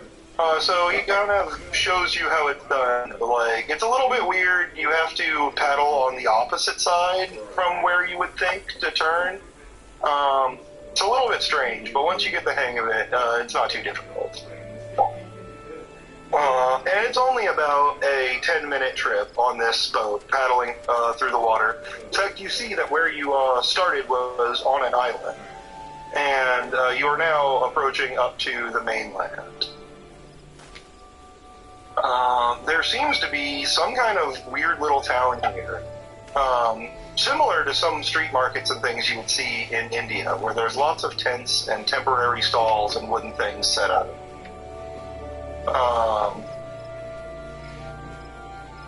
And then, unfortunately, we have to wait a little bit until Daniel gets back. I'm back. Because you are back. Playing on your guitar. Nope. Alright, so where is if it's okay with you, I'm going to have Uncle be in town for the purpose of making this a little easier. Oh, most definitely. He's chilling at the tavern. Alright. Which is why I have my guitar.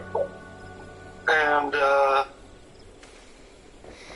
once you are done with that whole task, which unless it only takes about 10 minutes or so, you guys spend a couple more minutes walking through some trees, but the bright colors are soon immediately obvious.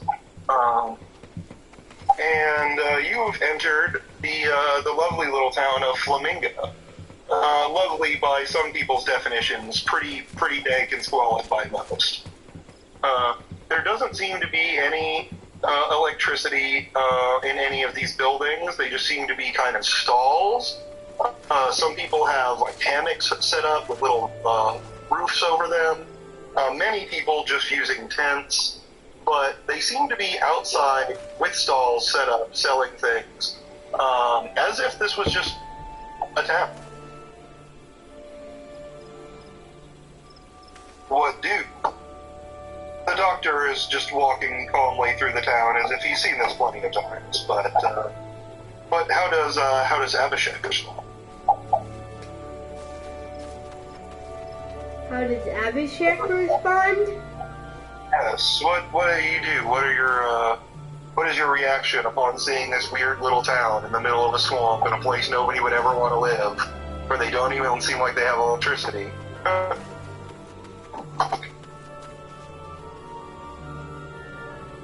My kind of place. Excellent. And listen, some of it does in fact remind you of home when you were a child in India. Some of the market stalls and street vendors there kind of have a similar feeling to this. In fact, you do even notice what appears to be an Indian man selling very traditional street kebabs at one of these things.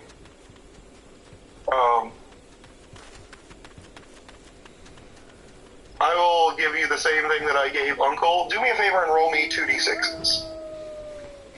Alright. 2d6. Okay. I can't type. He cannot type on that.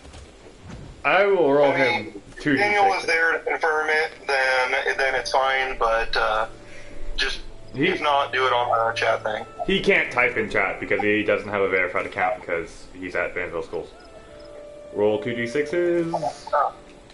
I say I'll roll it for you if I need to. To be fair, I can't roll anything.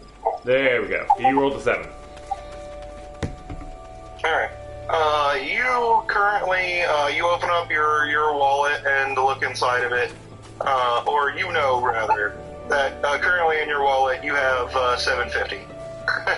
You're kind of broke in cash, so you got your agency card, which has quite a bit of money on it from your time working with them, minus whatever you spent on your own building and crafting projects and things like that. But you've got basically right now, for these intents and purposes, you've got $7 in your wallet, and you've got basically a card that you can use most places, but it definitely doesn't look like these people are going to have a credit card machine.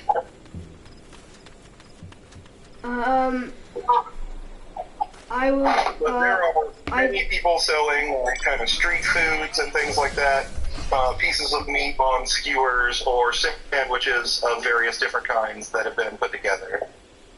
If you're interested in picking up a snack. Otherwise, the doctor just proceeds to go on, and it seems like he's heading towards what looks to be one of the only actual buildings around here. He doesn't seem to be paying much attention to where you're at.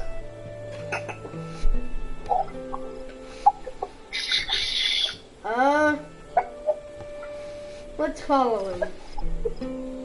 Huh? You continue to follow him.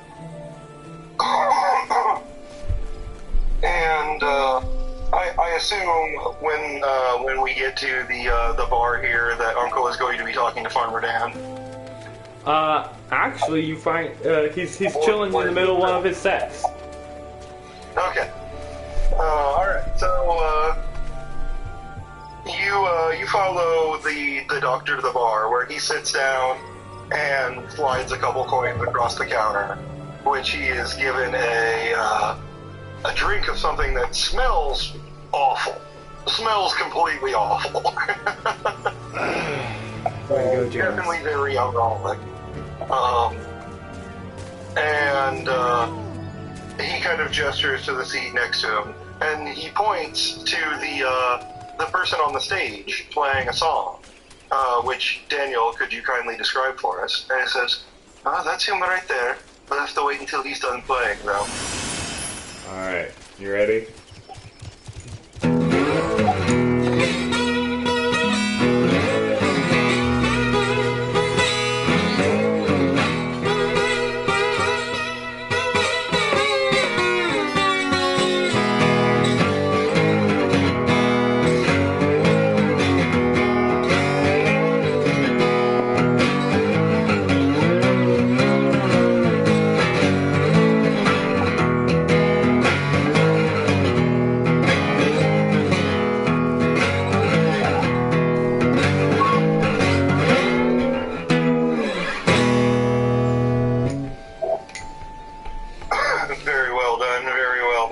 Thank you. But yes, please describe for the child this strange man that he sees Alright. on the stage made out of what looks to be small, nailed together wooden boxes of some kind that make a roughly level playing stage. So you're looking at someone who is either mid-70s or centuries old. You really can't tell. Like hell, for all you know, it might just look like a really bad 40. Like, you really has one of those timeless faces, you know? 40 or more. Yeah. He is roughly about 6'6", has this, like, long, curly, like, just grayish hair, and do you know what Daryl looks like? He looks like Daryl.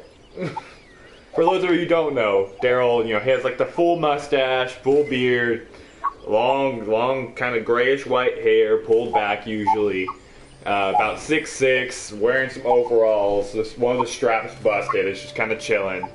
And should I describe Old Bess?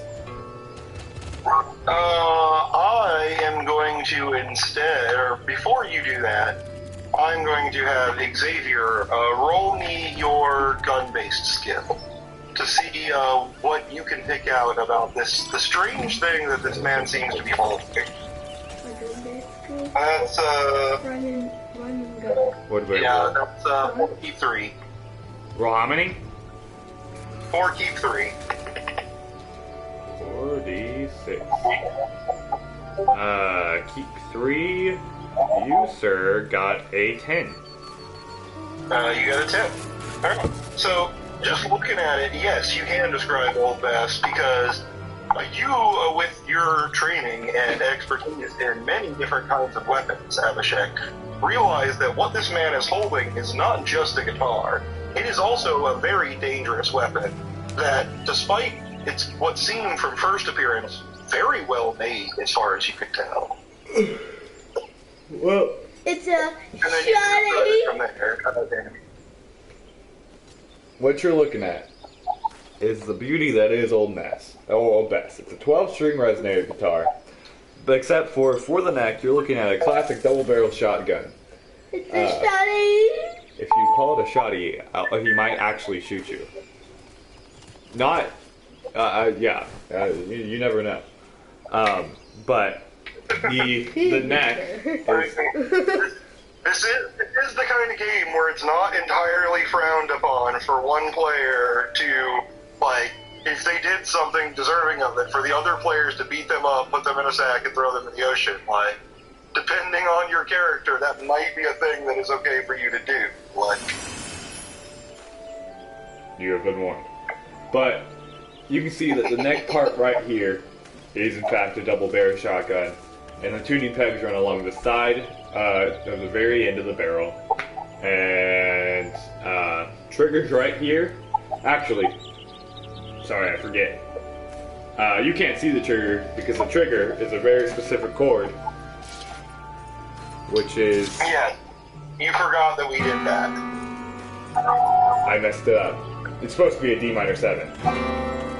Still sounds there, but I figured have a jank chord for firing, and it'd be dope. And that is... So how do you load the gun? Oh, it's the same way you'd load a normal double barrel. You crack the neck falls this way, and the guitar strings will Doesn't just... it fall down? I'm telling you where it'd go. The neck would go this way, because I can't bend the strings this way. So it's special, it's augmented. To bend the strings this way, you load the shotgun tails in, you cock it back, and then you're ready to shoot. Okay. And somehow, from what you can tell with your check, like I said, regardless of how this ridiculous contraption works, you recognize the skills of someone who is just as good at making things as you are, it seems.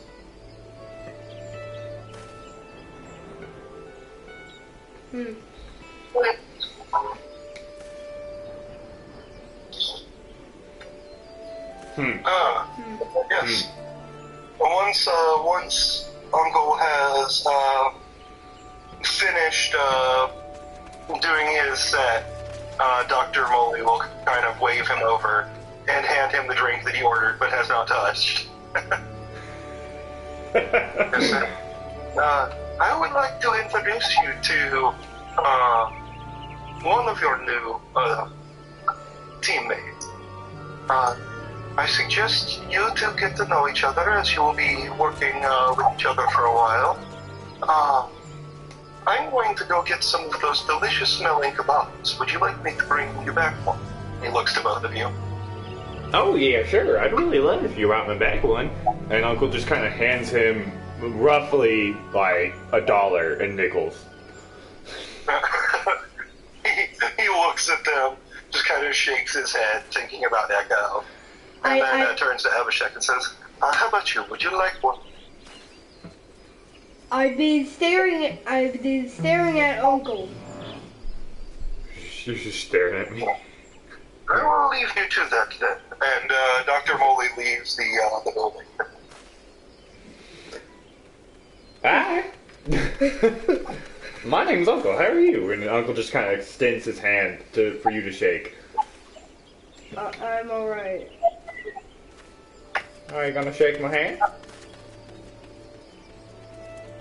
Xavier, by the way, sorry to interrupt, but this will be the last one for a minute at least.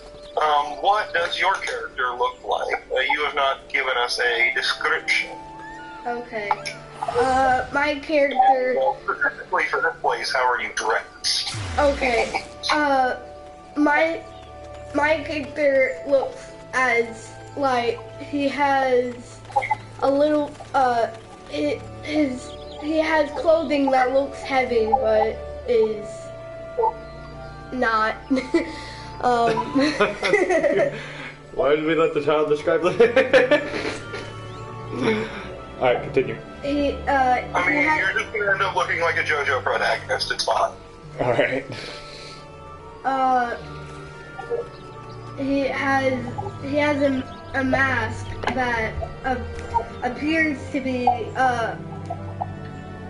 stretchable, as well as white coverings over his eyes, but he can see through them. Alright. So you're just wearing like one of those like see-through like stretchable ski masks? Well, yes, but ish. No, that's what comes to mind if you say like it covers your eyes. Like I'm imagining like it's one side see-through while the other side can't see his eyes. yeah, I mean that's how those things generally work anyway. Like when you pull them over your head, you can still see through it, though it's a little bit fuzzy. You can definitely still see through it. My clothing is all black. I have black gloves. My boots are.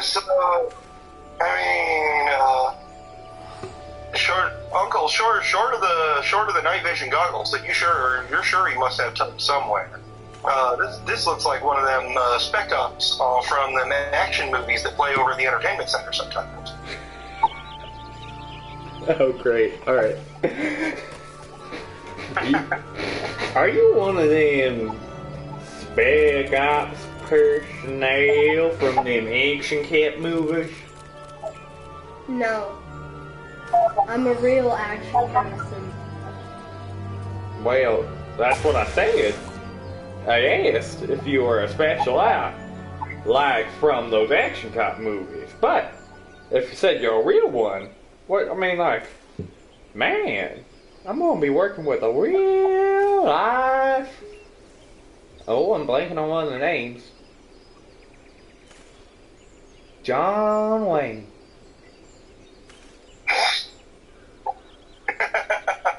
And Uncle just kind of like looks above you. Like you can tell he's kind of zoned out. He's just staring above you right now. That's another thing that's interesting and worth noting. How tall is Abishai? Well, In mind that you're, teenager or whatever. Is he like pretty average height, tall, short, what? he's about 5 foot. He's 5'10". Alright. No, about average height.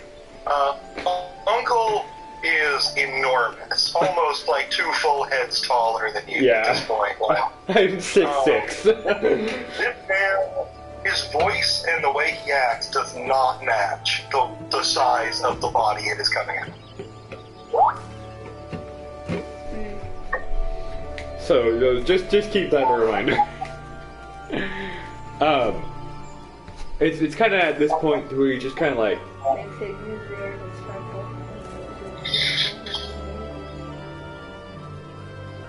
I mean, you could try to snap my ankles, but I don't think you'd have a good time with that. Much less, aren't we? I mean, alright. Would you like a drink? And Uncle just kind of offers you a drink. Sure.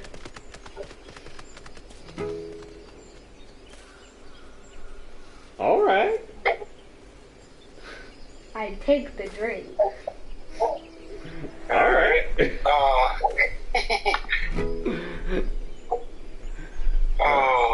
Like I said, I'm not good with groups. Might be a person I don't know. As you down this drink that Uncle has given you, remind me of what your fortitude is. My fortitude is 8. Your body is strong enough to handle it, but as soon as you drink this, you feel the intense urge to vomit, especially if you drink it quickly. This has got to be almost completely just alcohol with nothing else in it.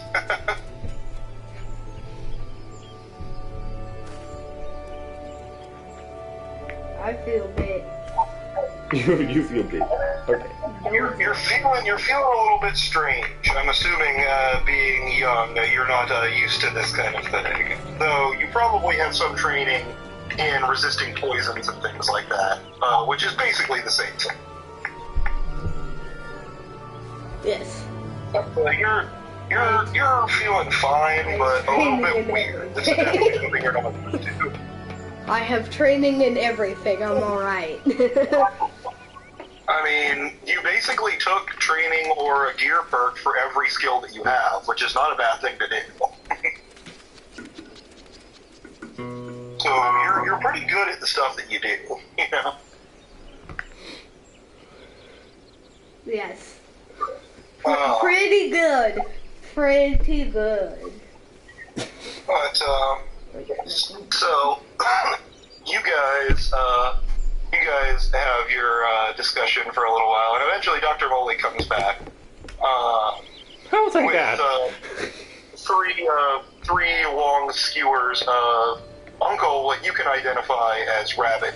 Neither Dr. Moley or Abhishek knows what this is, but you are aware, and he hands it over, or he hands one to each of you.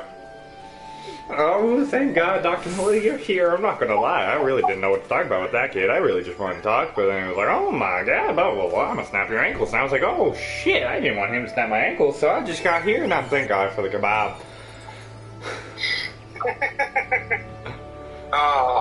I was hoping you two would find a way to get along, but perhaps that will come through companionship in working together. Yeah, he didn't want to shake my hand. That kind of felt bad. Uncle's like kind of zoning out to the fact that Abhishek's here. Like, Abhishek would appear to be writing notes down. Alright. It is not a coincidence that we have come out here today. Now, Uncle, this is something I could have had you investigate on your own. But we have been hearing some strange rumors from elsewhere in this town that we would like you to look into. This Terry fellow, he seems to be spreading quite a few rumors around town. And you know, the occasional Bigfoot sighting or fairies in the woods makes sense. But it seems like this man seems or claims to see these types of things almost every week. I feel like this could be a good test drive for our new team. Abhishek would be gone already. Where are you going? Where are you going? I'd just be leaning outside of there. If you would like, you can roll your stealth skill to see if you can slip away when he's looking the other way or looking at Uncle or something like that. But he's definitely going to try and stop you if he sees you. Let's try that. Alright. So, Daniel, if you're going to roll for him, that's roll 4, keep 2, plus 10. Oh shit. Yeah, he's a sneaky little bastard. but that's okay. Oh, it's okay. He rolled like shit. Well, it's still 17, but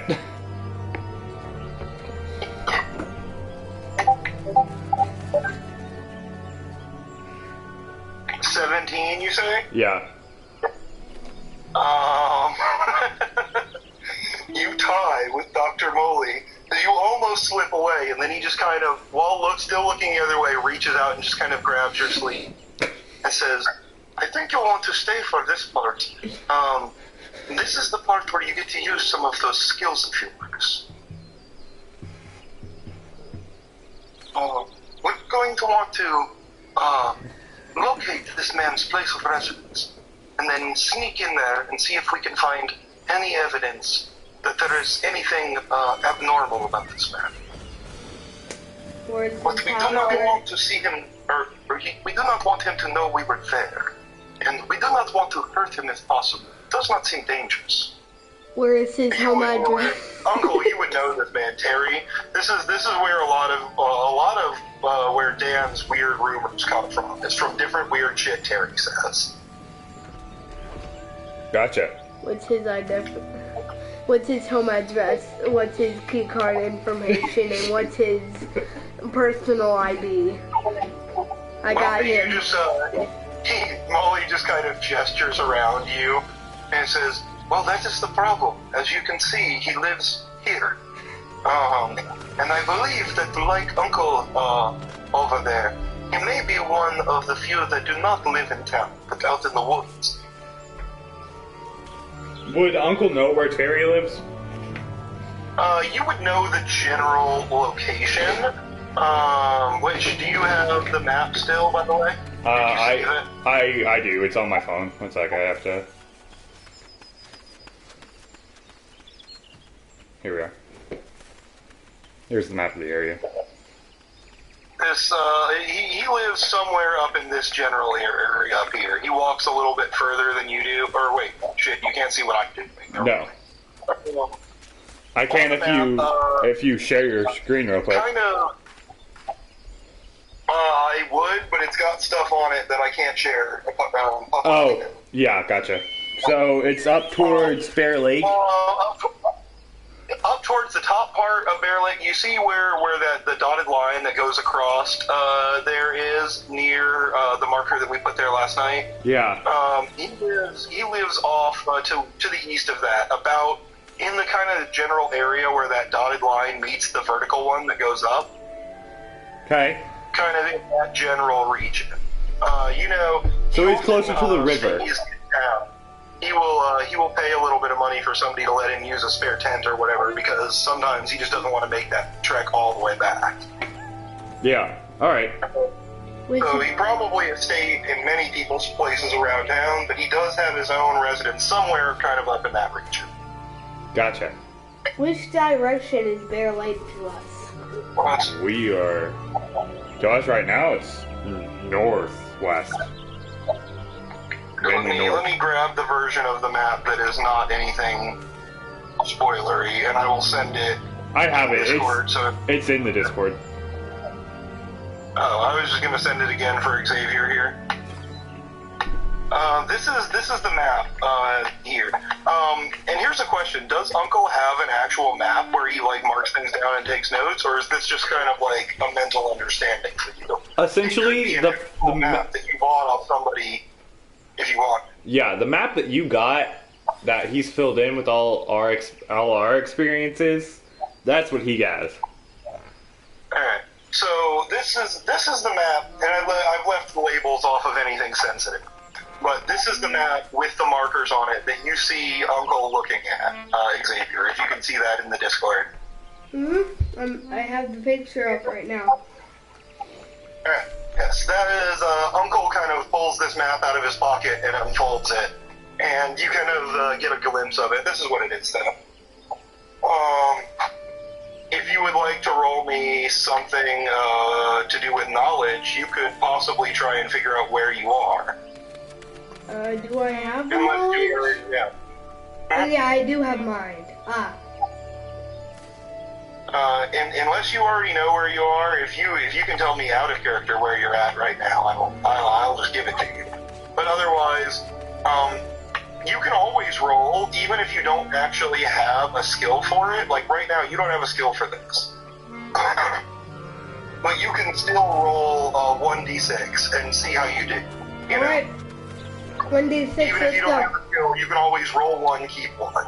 You know? 1d6, let's go. I gotcha. Roll it for him. You rolled a 3. 3, looking at it, I mean, the map is in English, and everyone here is speaking English, so, and with the accents, you're pretty sure it's America. Looking around, like, it's probably, like, somewhere in, like, Florida, Georgia, Louisiana area, somewhere they've got a lot of swamps. You don't really know, though. Okay. But, so you guys have a general direction. What is the plan? Are you gonna snoop around town, see if you can find Terry, who's often here? Are you gonna head up? What's the plan? What time of day is it? Uncle's gonna use some background knowledge here. It's getting on a little bit later. We're just gonna go ahead and use real time just to make it easy. It's 6:21 right now. Alright. So, here's what's going on.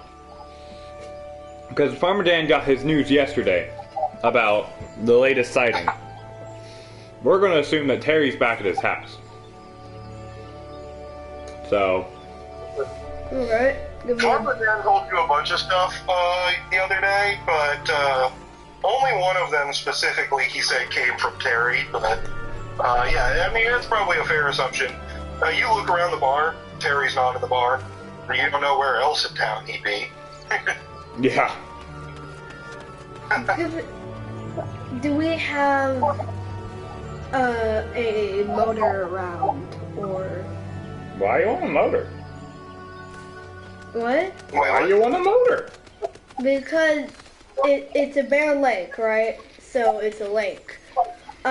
Which means we can place our boat in there, and instead of paddling, we can connect the motor to the boat and make a motorboat.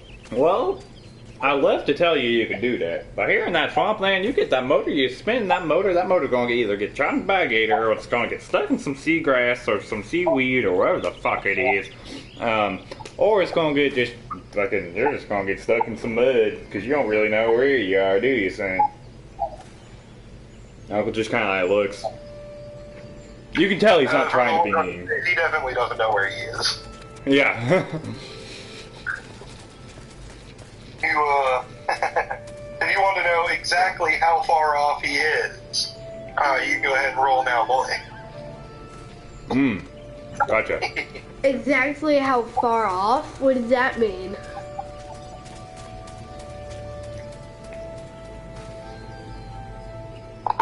Keep. Shit. I do this all the time. 60.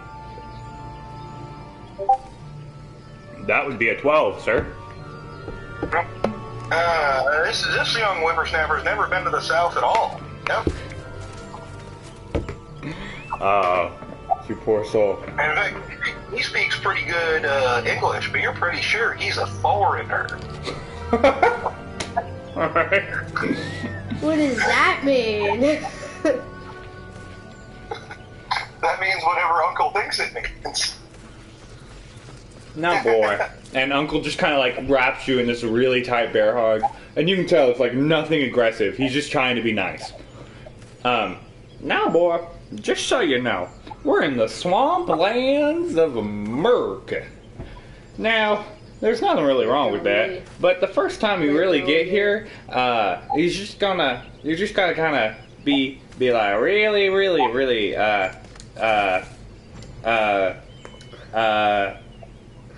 what was I talking about? I grab out a metal stick. Do it and let go of me.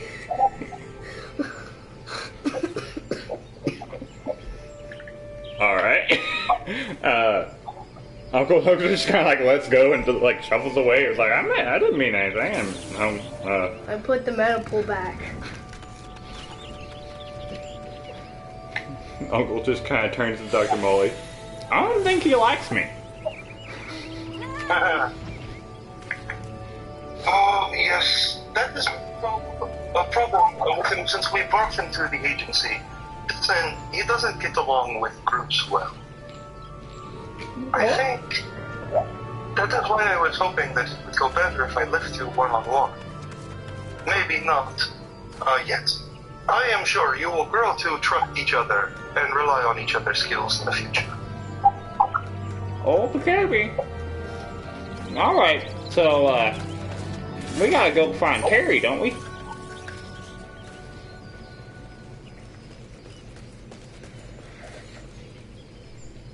Yep, that's the goal at the moment. Dr. Molly will say, yes. And preferably, I would like to do it as quietly as possible. Alright, well, you want me to lead the way? Yeah, you guys. Alright.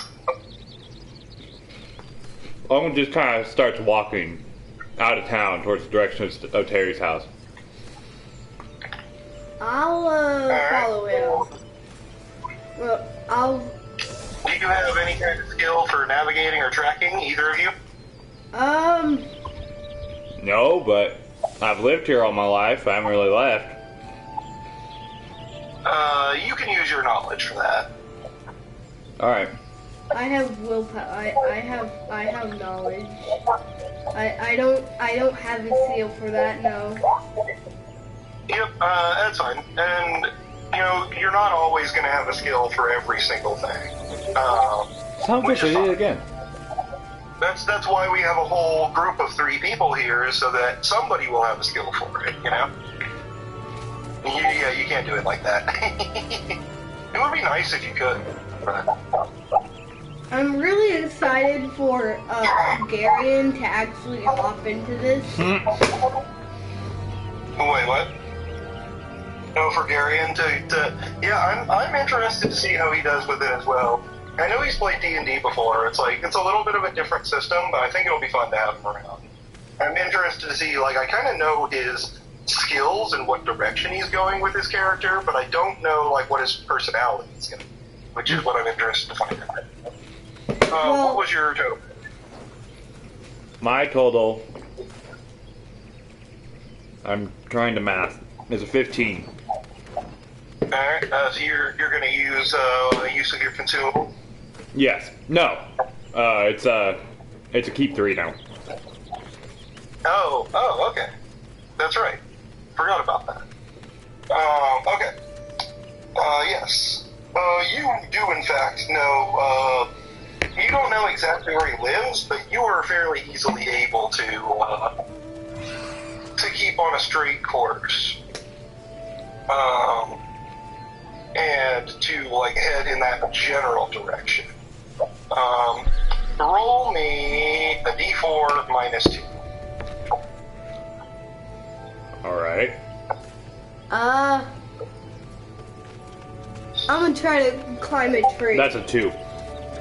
I'm gonna Good. get better look at the area. You can roll me basically any of your body skills for that. I would use apply leverage. Yep. I would allow it to work for climbing. Let's use apply leverage. What is that? A 4K2. 4K2.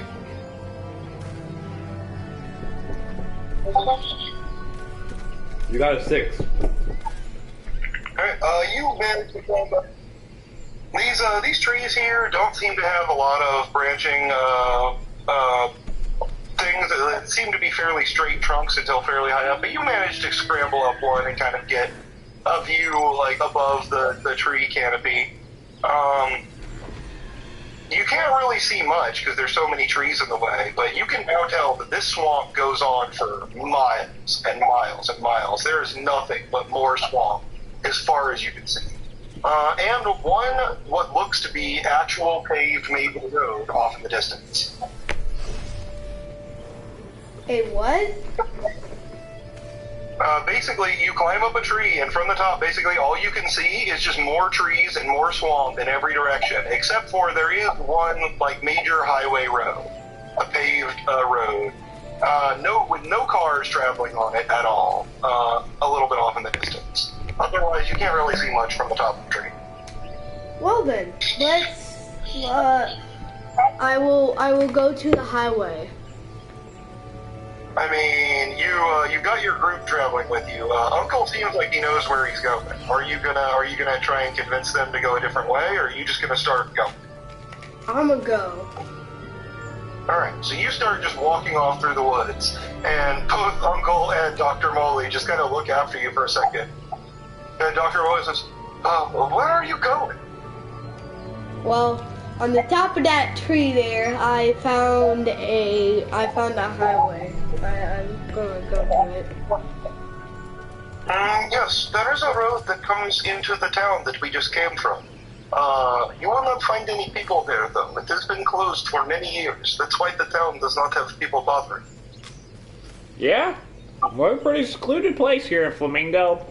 Except for them damn park rangers who come by, we don't really have anybody who uses that road.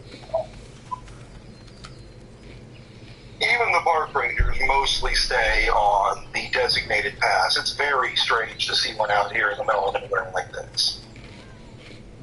I'd still walk over to it. I mean, you feel like it would take you, is because of the trajectory you're traveling, if I'm looking at the map right here, basically you guys are traveling kind of up along the road anyway, right? So, like, it's a little bit off to your side. If you walk through the trees for a minute or two, you come to the road, and it is, like they said, there doesn't seem to be anything here, basically. Okay. I mean, it's a road. There's no cars in either directions. There's, like, potholes and cracks in the road. Like, it looks like it hasn't been fixed in a long time.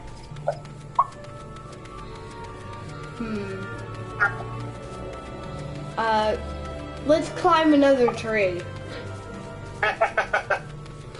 You climb another tree and you see basically the same thing, just nothing but swamp in most directions, and then eventually the ocean on one side. You are now basically looking out to the ocean. You know, you're looking the other way, the opposite way, from the way Uncle was going, where Terry is supposed to live. You see, listen, a bunch of swamp, a bunch of trees, and then the ocean, and an island out in the water. Seems like a pretty small island. It's in the ocean or the lake? The ocean. The ocean. I mean, the lake itself that you can see nearby, like that kind of sketchy part of water, that's just like deeper swamp, basically. Okay. Let's go back to Uncle. You're gonna start heading back the same way you were going before then? Yes. Alright. Now, Dr. Moley, I don't know what Uncle's response to this, but Dr. Moley is just kind of following, and he doesn't seem to be saying anything, but he's got a notebook out, and he's writing in it, as he follows along and just kind of watches what Abhishek is doing.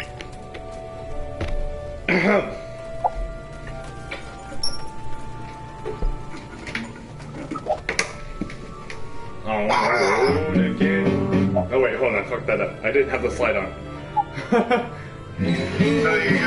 We're on this road. We don't know where we're going. I don't know what to say. This new kid is scary.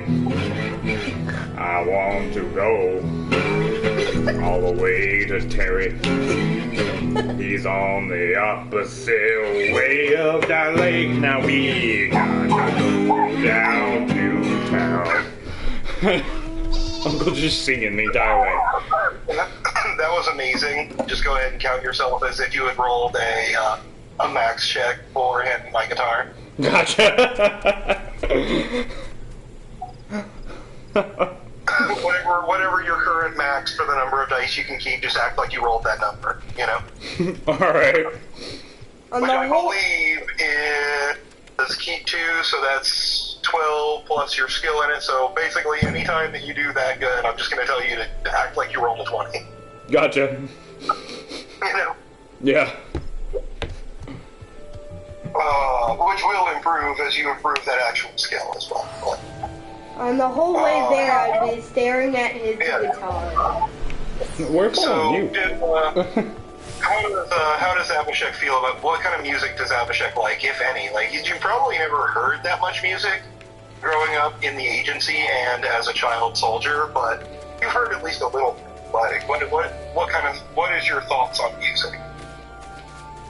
We're singing the campfire song. SpongeBob. Gotcha. I see. Alright.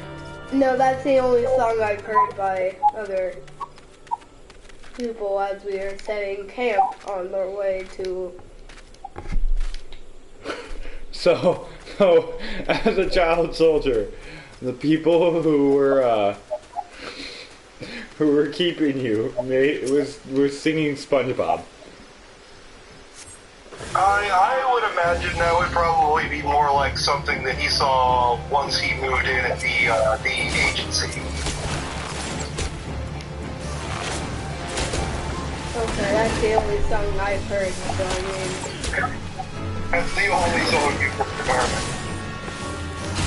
Excellent. So, well, now you've heard a couple more because you've heard Uncle's song in the bar as well as the song that he's singing now as you guys are just walking through the woods and playing the guitar.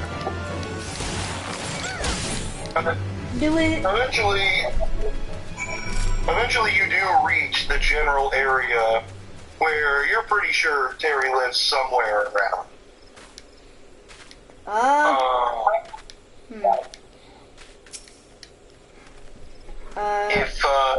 If either of you have any skills that would be helpful for locating something like this. I do. Well, I mean, I have a crafting skill. If you use your general knowledge that you have, the type of information is going to be a little bit different than if you were to use something else. I mean, could I craft something by doing this, or... What'd you say? Could I craft something? I mean, you can if you want to. Like, there's plenty of, like, sticks and things like that around here. You can pull out some string and, like, you know, put something together with some sticks, but you don't really have much material here to work with. So, do I have sand there? I mean, what you can build, basically is going to change depending on what you have around and everything like that, you know, but you can definitely, if you have an idea, you could put something together. Alright. Let's buy one of those, let's build one of those pirate things. Looking glasses. What? He wants to build a looking glass.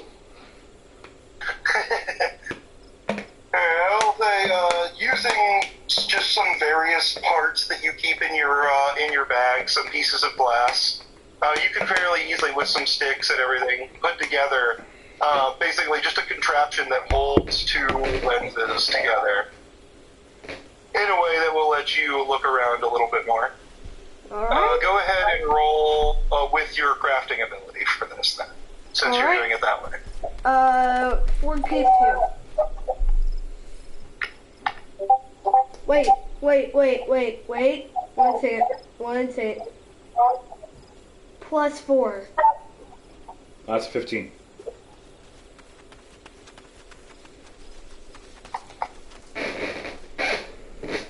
Alright. 15. 15 total. Alright. Excellent. What was your total, Daniel? 9. I used no you. You used no you. Okay. There is, no. There's, with a 9, there's not much that you can really pick out here. There seem to be some bushes that have been kind of stripped of berries that would indicate, someone living around here or whatever, but you can't really get too much of a direction. With your aided vision, however, Abhishek, you're able to spot a little ways off, not a house, but what appears to be a tree stand, probably for hunting. There's like a small platform attached to the side of a tree, a little ways down, maybe a couple 100 feet away from you, that was blending in until you started looking around a little bit more closely. I'd form the others in sign language. Uncle just kind of stares at you and is like, son, what the hell are you doing with your hands? Are you having a seizure? Oh my god, are you okay? And Uncle rushes to him and is trying to figure out what's going on. Dr. Moldy is trying not to laugh, but is like gesturing to Uncle and holding up his finger to his mouth for the be quiet motion. Uncle just his face turns beet red and he's like, oh, okay. He just kind of sits back. And then Abhishek would sigh and go and actually start informing them with sign language as well as talking. Okay, I was like, I do not speak sign language. I can tell you, Uncle barely speaks English. I mean, I don't think he really means, correct me if I'm wrong here, but I don't think you really mean sign language, but you mean more like the hand signs. It's point to somebody, point that way, things like that, Yeah. It's loose military hand signs, basically, is what I was imagining. Yeah. Yeah. I wasn't going to say military language because, well, that sounds stupid. And Dr. Bully will just kind of clap Uncle on the back and he'll say, perhaps you should approach and see if you can make a distraction for us to sneak around the other way. Alright. I'd raise my hand and go, but I'm the sneaky one here.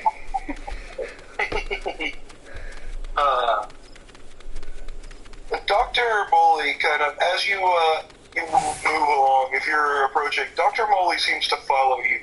And though he's definitely not as sneaky as you are, it seems like he's not as bad at this as you would think an old professor man would be. He's definitely had some practice at this.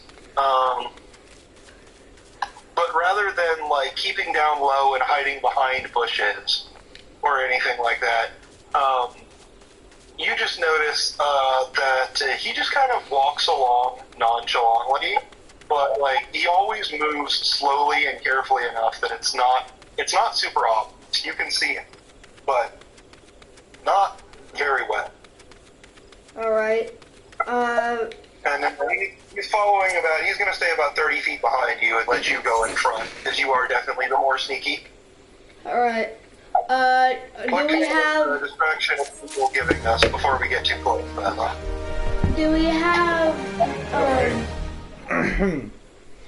Just because this is closer. Do you have what? Well, you can basically, you can assume that, you could have brought anything that you would bring for, a normal military-style mission on this. If you want to have, anything that doesn't give you, a bonus or whatever, but just, basic gear and things like that, you could have brought basically anything like that with you, if you have an idea for some kind of equipment or whatever you wanted. Okay, let's take a look around. Is there any tall grass or anything? There is tall grass and trees and stuff everywhere. This is a swamp. Okay. Let's crawl military style.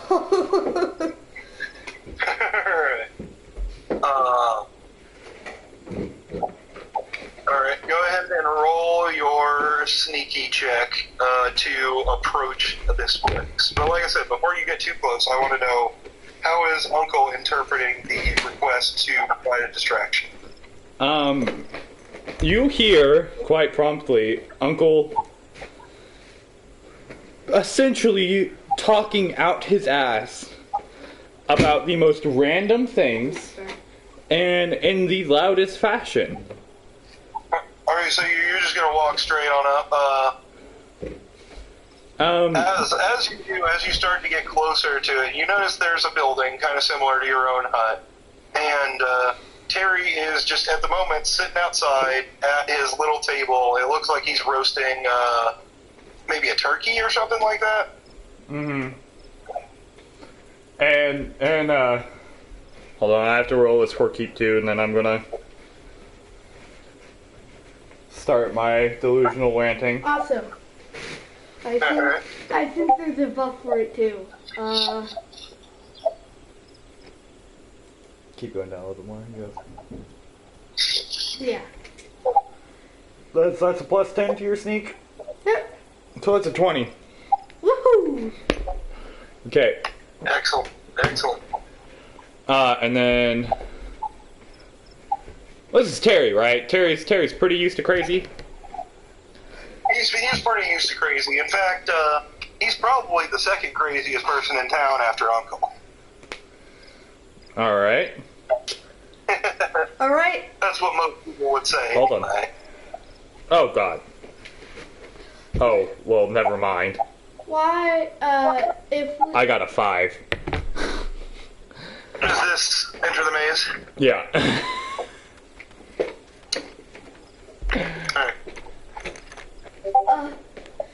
Alright. Let's That worked. All right. let's He seems to kind of twinge a little bit, and unlike most people, he kind of launches right back into the crazy with you. He just starts talking about all these different things that he's seen. And you think that's crazy, man? You said you went to Beijing. One time I went out to that island, man, and I went to damn near China. Oh my gosh, you couldn't believe when you went to Beijing. Maybe we went to China and Beijing at the same time. Oh wait, isn't it called Beijing? Beijing? Oh no. I don't know nothing about none of them fancy places, but I don't know. This must have been damn near a month ago now, so I don't know if we could have gone at the same time, unless somehow it was at the same time. He continues on, basically spouting back at you for as long as you want to keep him distracted. I would shout. No, you're sneaking. Well, never mind. You do you. I can't warrant you. Sorry, that's my bad. I shut up. I was like, aren't you all sneaking? But we're. I mean, you are currently sneaking. You have already succeeded in sneaking. Okay. You army crawl your way through the bushes, and you can come up right onto his house. You're pretty sure you could even get inside without him seeing if you wanted to. Let's sneak behind him, and let's do some interrogation, grabbing a pistol out, pointing it to his head. Wait, what's going on? He's interrogating Terry, grabbing a pistol and pointing it towards his head. All right. Tell us about Roll me your attack and use it as an intimidation in this case. How does All right. Uncle respond to this as Abhishek just appears out of nowhere, basically, and starts pointing a gun at Terry? All right. It would be 4K3 plus. Oh, no, nothing. Would it be plus 6? No. I believe you upgraded. Oh no, you don't have anything for your gun, so you don't get to plus anything for this one. Okay. But yeah. you are going to roll. It's an 11. It's an 11. 11. And Let's go ahead and roll his relevant mental defense. I am also going to do mine. Well, my mental defense is 18. He seems to be rather terrified and very confused. He says, he looks at Uncle. He says, "Uncle, what's this about?" 1 sec, let Uncle roll. Uncle can't get. Uncle's phone is freezing up.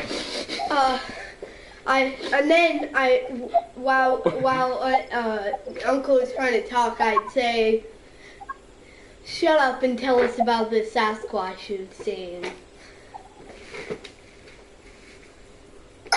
Uncle's phone is still frozen. Uncle can't respond. Uncle is so terrified by the fear of Abhishek just approaching. Uncle doesn't know what's going on anymore. Excellent, excellent.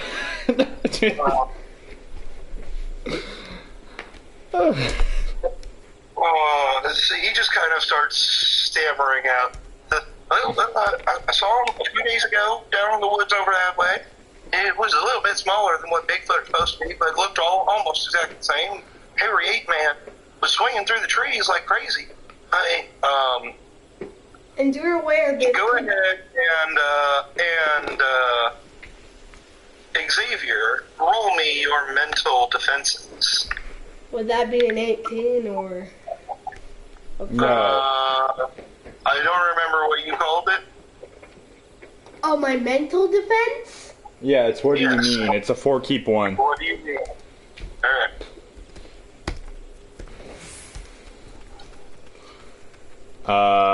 It's a 5.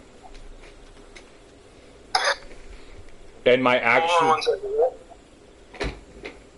Okay, one second, I'll be right out there, okay? Alright, Granny wants me to help her with something for a minute, but, in the meantime, take, what was that? You said it was 5? Yeah, he rolled a 5.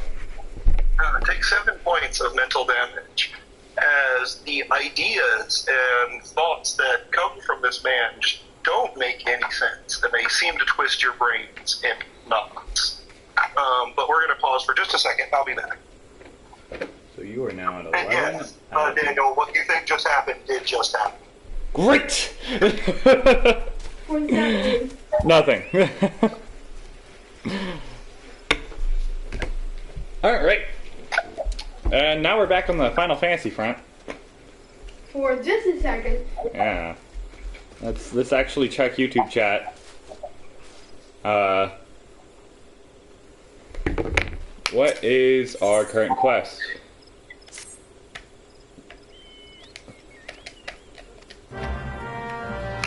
I have to salvage cargo.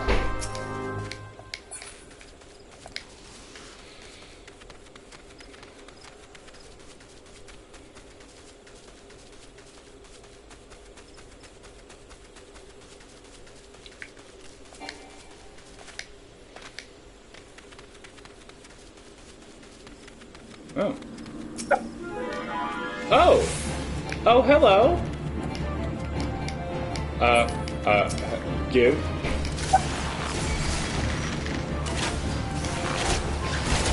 Hello, Tree Slug. I don't really care for you.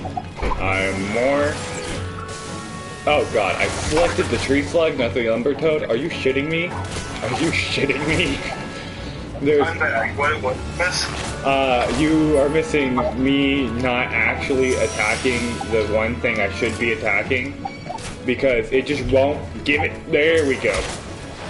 Oh, there's a second one. Oh, there's a second one. Oh, because that makes sense. Duh. So, yes.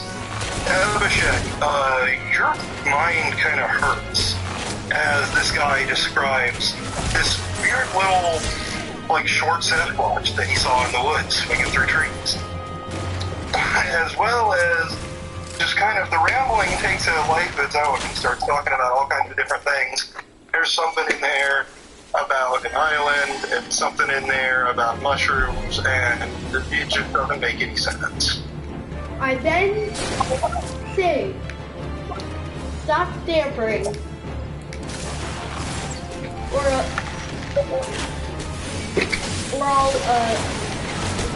I'll bring both of their kneecaps and then go for your, and then make you bleed until you're just sitting there. Abhishek's violent. It's at this point that Dr. Moley kind of comes out from behind you, and he just kind of walks up and like puts his hand on the gun. And says, "What are you doing? We were supposed to do this sneakily."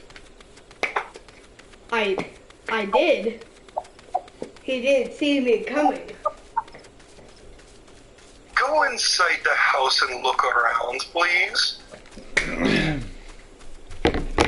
And he just kind of, do you do as he asks and go inside the house and look around?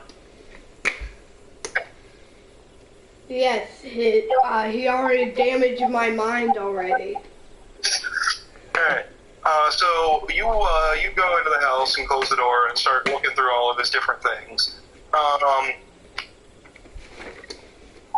And while you're inside, Dr. Moley just kind of he starts to try to comfort and reassure this man. And he's speaking very quietly and under his breath. And Uncle, roll your senses. Okay. You are still here.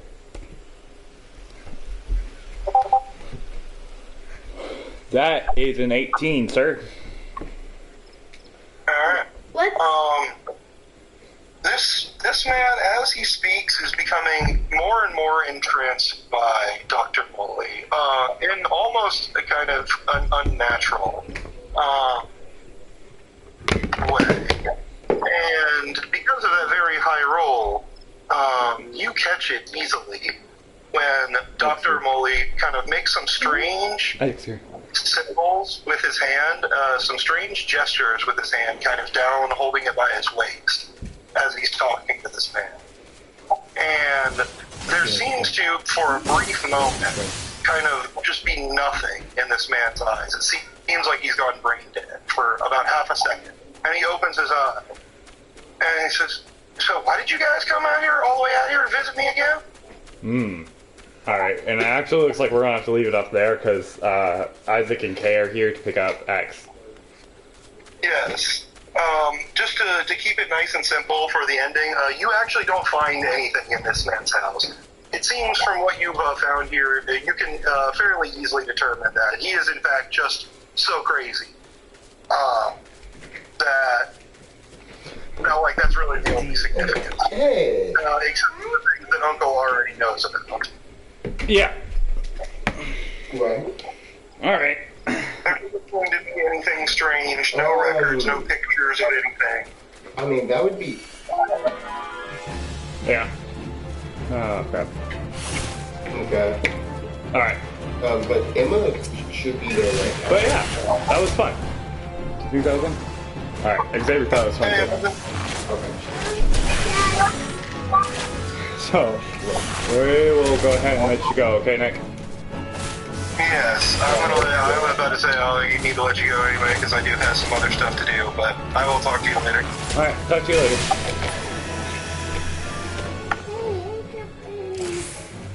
Okay, right. So you couldn't do it till after 7? Oh, that's perfect. That's perfect.